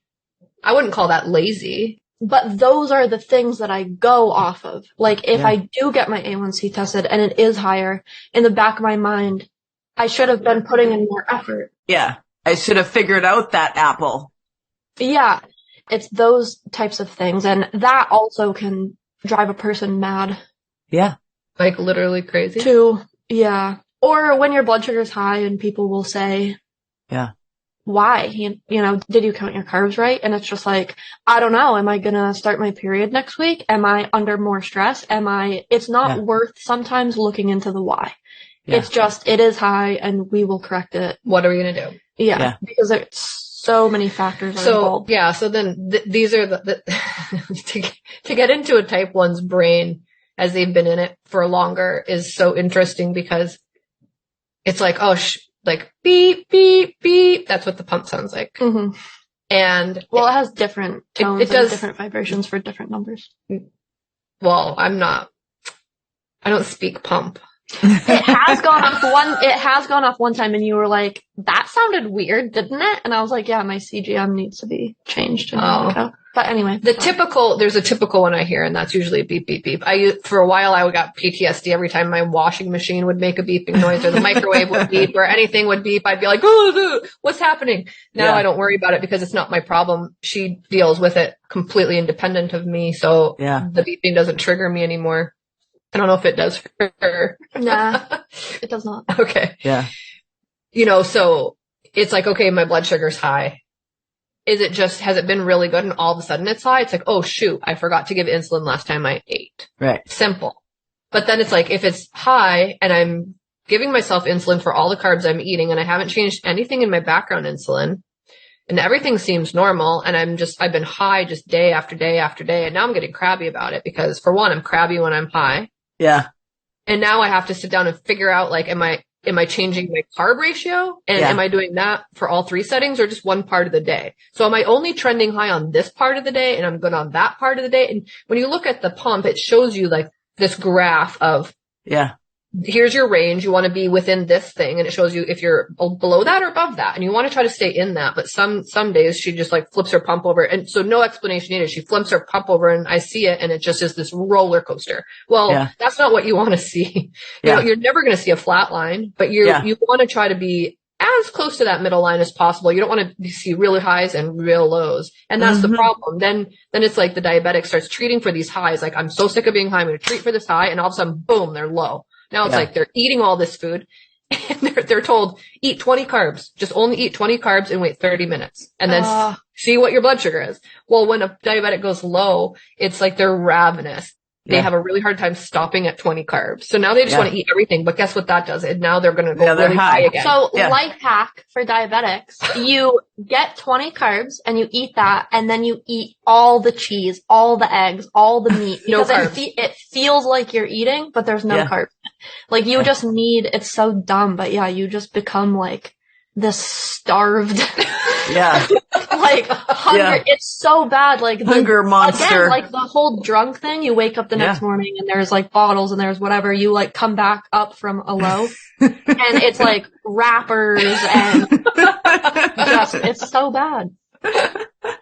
But anyway, so eat the 20 carbs, set a timer on your phone for 15 minutes so you can't cheat, and then just eat things without carbs. So that way you get the sensation of eating. Yeah, and you do, you know, when everyone started doing all this low carb and keto and whatever, I was just like, I could do that without any thought because at the beginning they give you this paper for all the low carb, no carb snacks. I have that like seared into my brain. Because when she would have a low and I'd do the 20 carbs, it was literally like I was guarding the pantry and the fridge from her because she doesn't have much self-restraint at 12.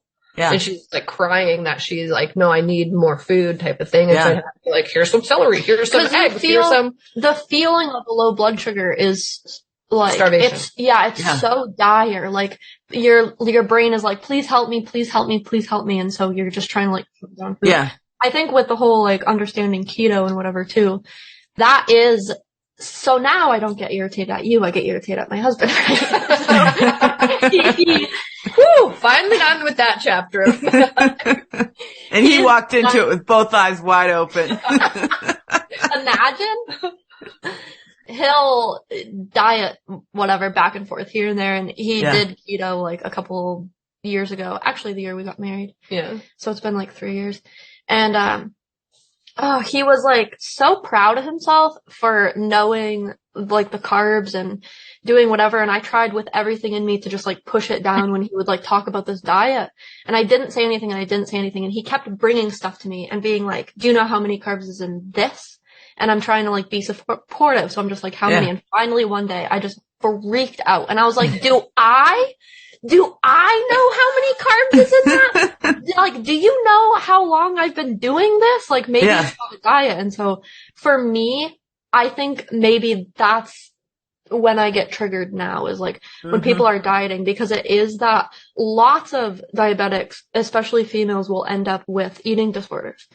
Because whether you like it or not, food becomes numbers. It has to for survival. Yeah. So you're fighting this battle of like not like letting it be that because it needs to be, but doing it healthily.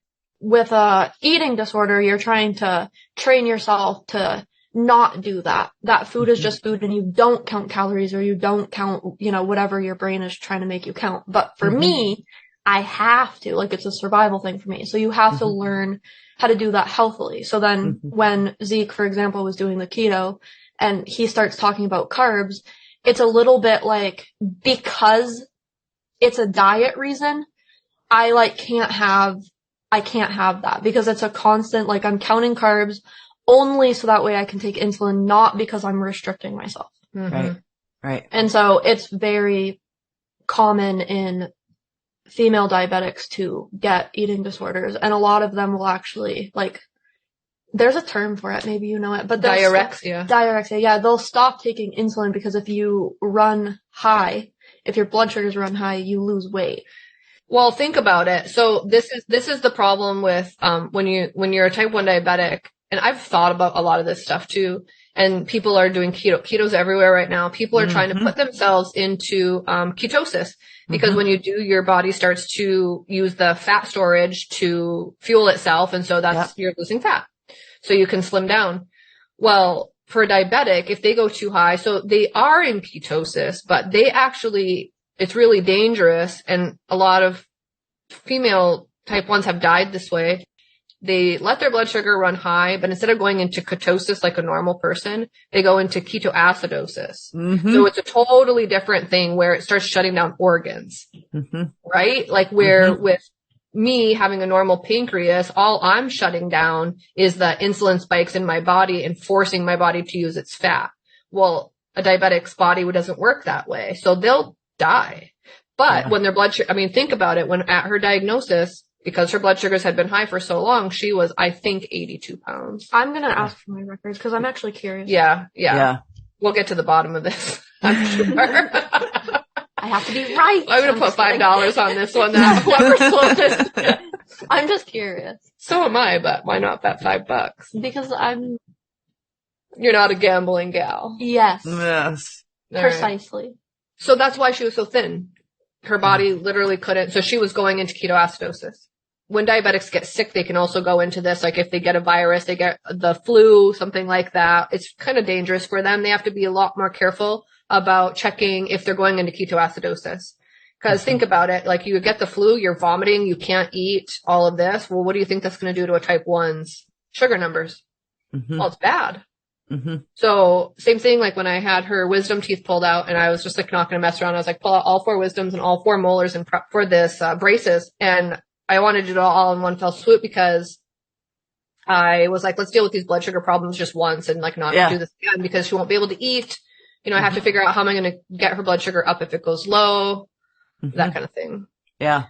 So there's so many variables, right? And I feel like you could talk about the ins and outs and trials, and depression is higher in type 1 diabetics, depression and anxiety, because their brains just like always having to think about this, and they have this added pressure in all decision making, like everything from choosing a wedding dress and figuring out how to modify it, to dealing with insurance companies, to making sure you have enough supply on hand, to like, we didn't even touch on pregnancy. Yeah, that was so bad. I think I'm only getting one grandkid from her.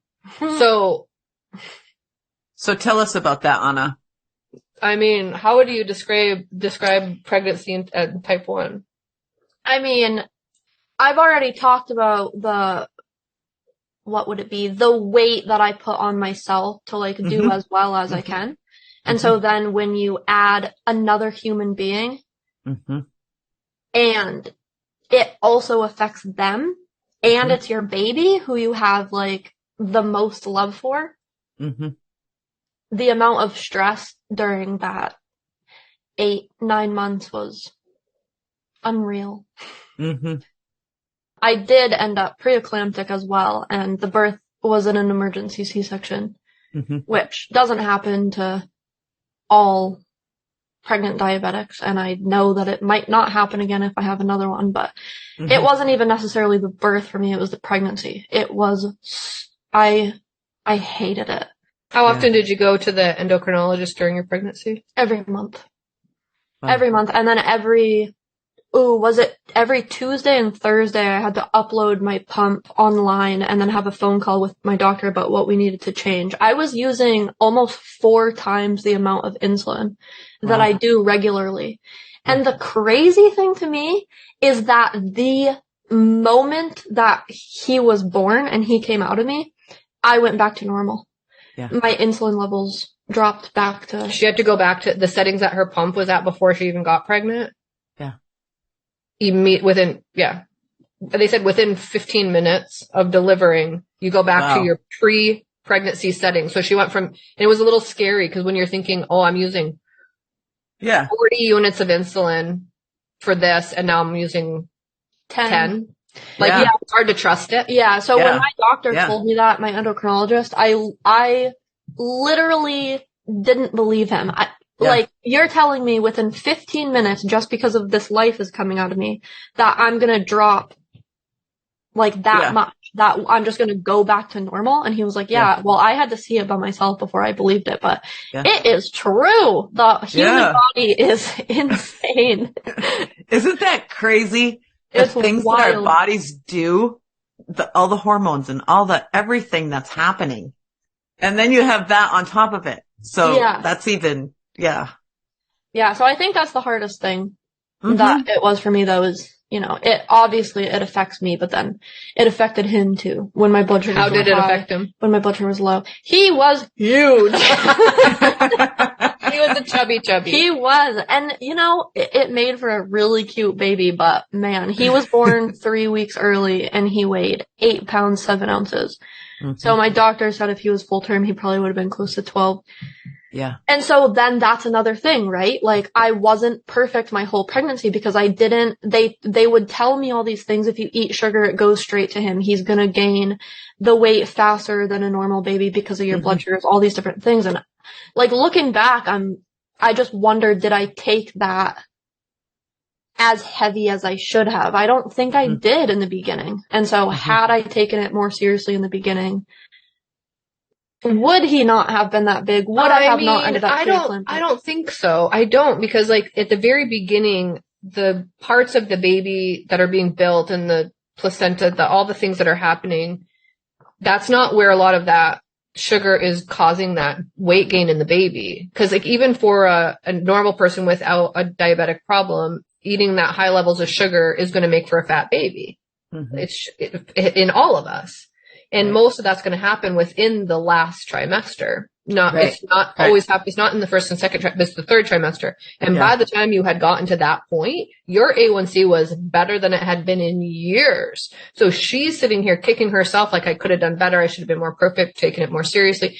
Maybe there's some truth to that. But also, I saw her take it very seriously. I saw her bring her A1C from where it was not exactly great to, holy cow, I didn't think you could get it that dialed in, and doing all the appointments and going to all the things and, you know, being really diligent about it. And so that's the hard thing. Like it's just this whole, you're your worst critic. Yeah. It's the whole mental battle of that. I did get it dialed in and I did take it seriously, and my brain can only think I should have done it sooner, because my endocrinologist told me that he wanted me to be below 7 for my A1C before I considered to get pregnant for 3 months. Yeah. And accidents happen. Yeah. He wasn't necessarily unplanned. Right. We were okay with pregnancy, but we were not trying.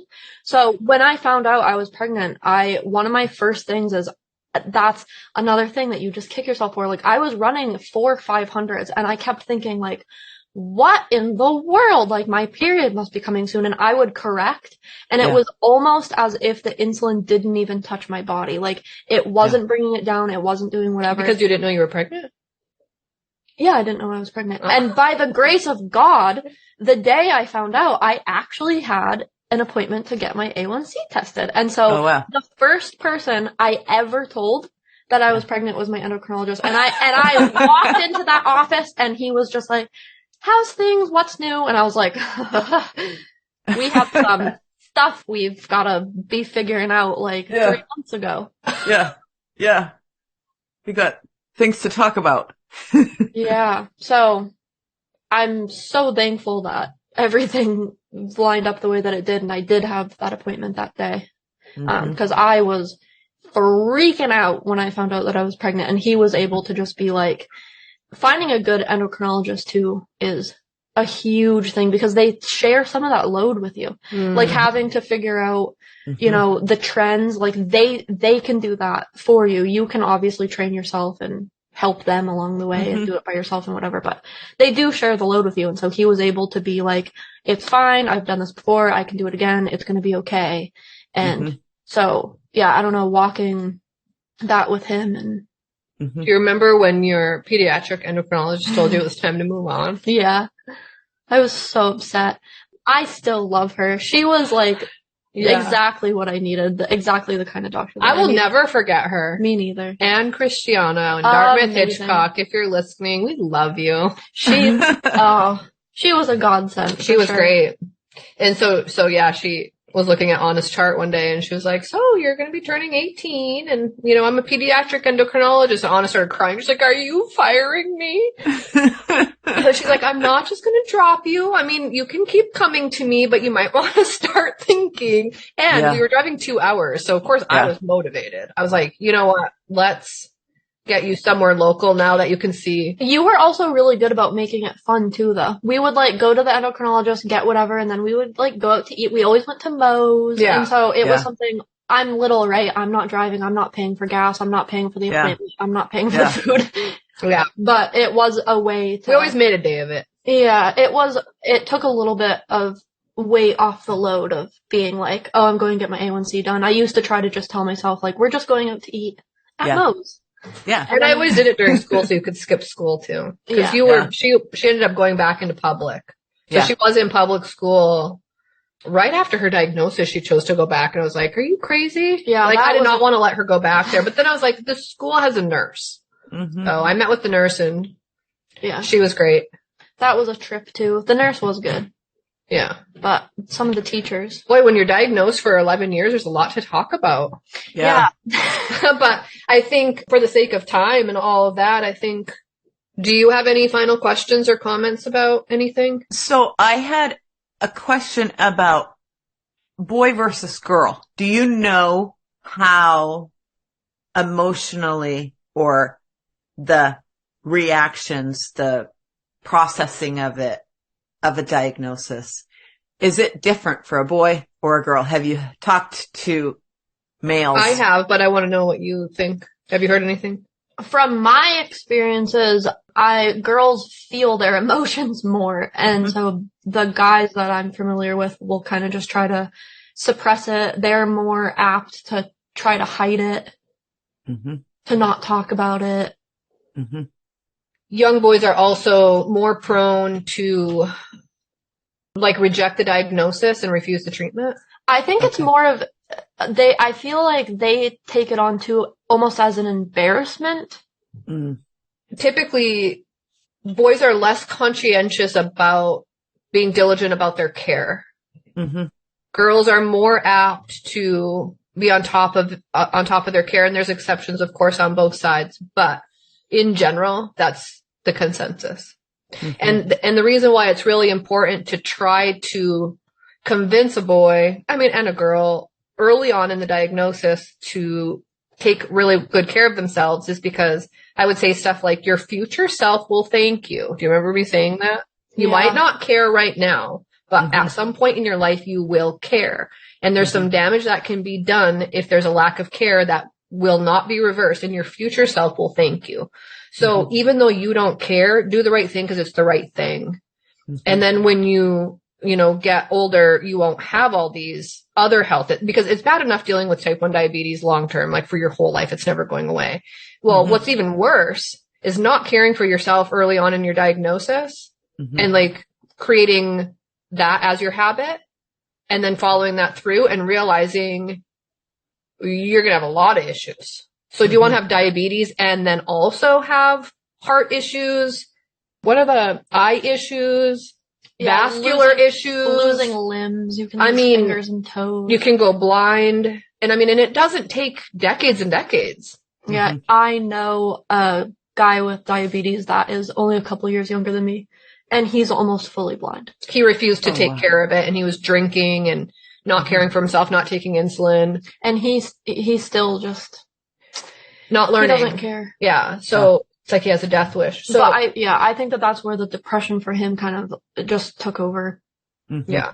Unfortunately. So starting good habits right at the beginning of, like she said, you can be mad all you want about it, but do it anyway. Yeah. You know what I mean? Yeah, that's what I just try to tell people, like, you don't have to do it like, I'm so thankful for insulin. No, you can be like, I hate this stuff. This sucks that I have to do this, but still just do it. Yeah.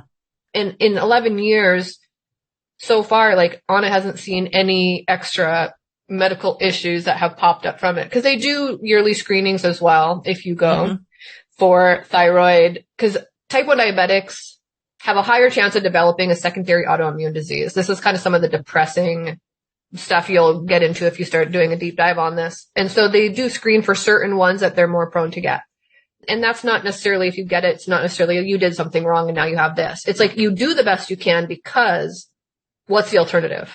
What's the alternative? So you, just like all of us, we try to take care of ourselves the best to not get heart disease, to not get, lung disease, to not get, like, we try our best, but like, just because someone gets lung cancer doesn't mean they necessarily did something wrong. Plenty of people who have never smoked a cigarette in their life and never have done anything get lung cancer. It just, life sucks sometimes. And so, when your kid gets type 1, it's totally rational to say life sucks sometimes. Yeah, that's the hard thing, though, is to try to convince a 12-year-old that it's a good idea to take care of themselves because of future problems and more things that could go wrong if they don't. It's a hard thing to accomplish. Well, which is why, I at times chased you through the kitchen with a needle and sat on you and gave you a shot. I was just like, I don't care how you feel or what you think. Like, you're taking your insulin and you're going to bed.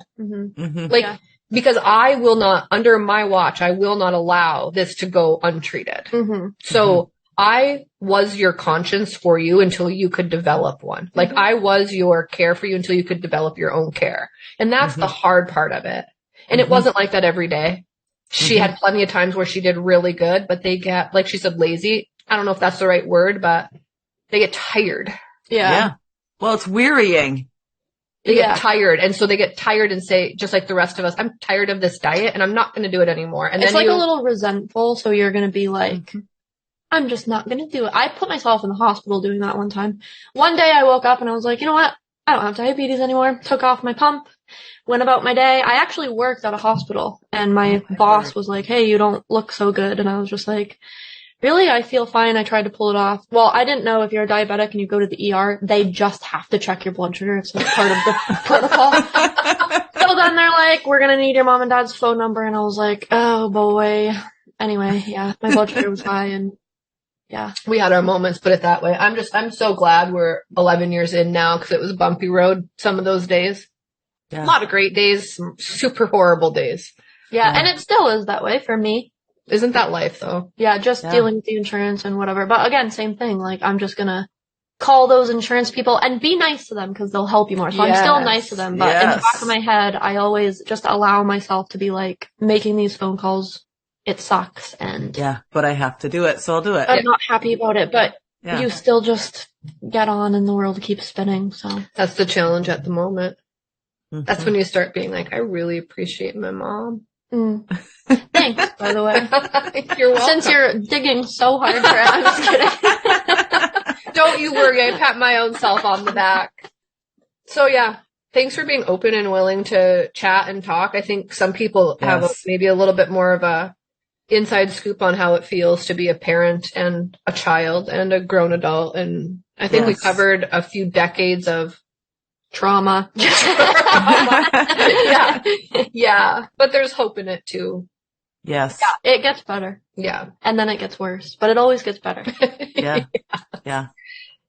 So. Yes. Thank you both for sharing. That was really, really informative and really interesting. So I am glad that our listeners can learn a little bit more about it. And I really am excited about the idea that you brought up of the, what is it called?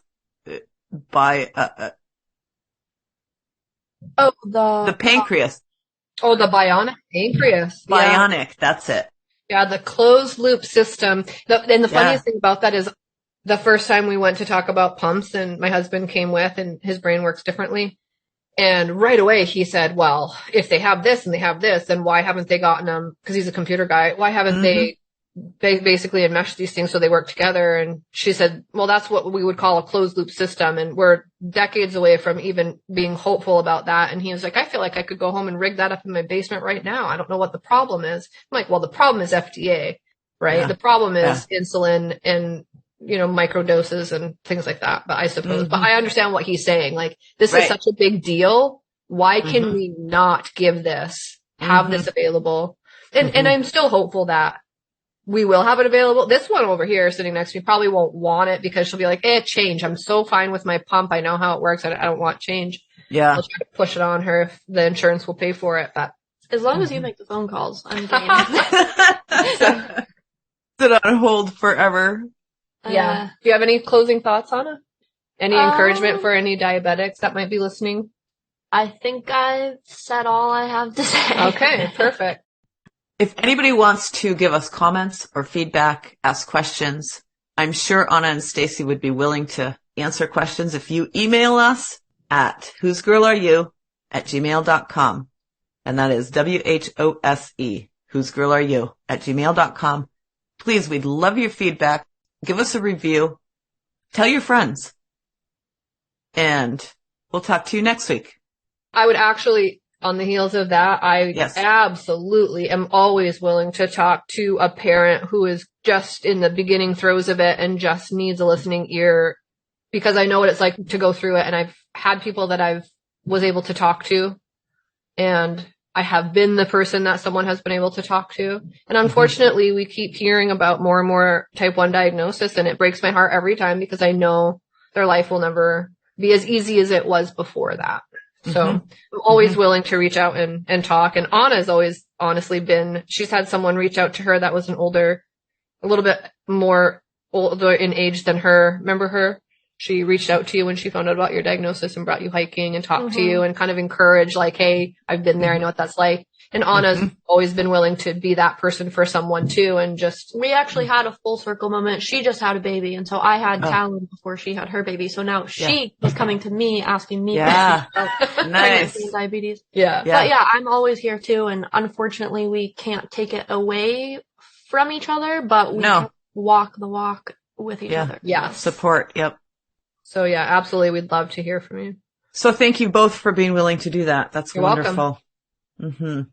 Thank you both for having me on. Yep. Yes. It's been so good. Yeah. By the way, I got to do a little plug. Your husband Zeke's canoe building strip boat, canoe, whatever the thing was called, was so cool.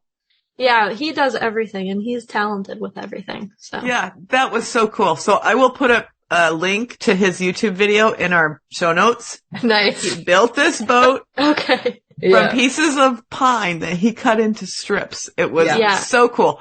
Yeah, he's insane. So my question, and I don't know if you know the answer to this, how did he do that without speaking at all? You, because it's Zeke. He's a man of few words. That's why he married this awesome. one. Yeah. That is so awesome. I'm like, as I'm watching it, because you can hear the saws, you can hear the sanding, you can hear the pounding, you can hear all the things. And I'm like, he has a microphone on, obviously. Yep. The funny thing is I know his brain's going 1,000,000 miles an hour. He's talking, just not out loud. There you go. Well, see, and that's what I was like. I would be like mumbling numbers like 24 inches. Like, yeah, me too. He just keeps it 37, you know? Yeah. And I'm like, how did he do that without? And then I'm like, he must have recorded, because it's what, a half-hour long video? Yeah, the I think it's like 33 minutes or something. Yeah. Mm-hmm. Everyone listening should definitely like go on that link to that show notes and subscribe and watch. Yes, he will be posting more videos. So. Yes, so cool. So cool. The thing I was consoling myself with, because I will talk to myself if I'm doing a project like that, is he probably just cut those parts out. Because, you know, it took him a lot more than 32 minutes to build it. So he had to just like selectively choose. No, he's that quiet. No, yeah. He, cool. I'm assuming he had earbuds in. You'll have to have him on and ask him all your questions. That's a great idea. That's a great idea. He's like, no, I'm not talking to you guys. Are you kidding? We're like, isn't this whose girl are you? Yeah. Not a girl. Not a girl. We always have said, as we started this podcast, like our guests, it's going to be like the natural question. Like when we start interviewing people, we're going to ask, whose girl are you? And then I just thought it was so funny that the first person we have on is Stacey's daughter. So we know whose girl she is. Yeah. All right. Perfect. Cool. I'll talk to you later. Yep. Bye. Bye.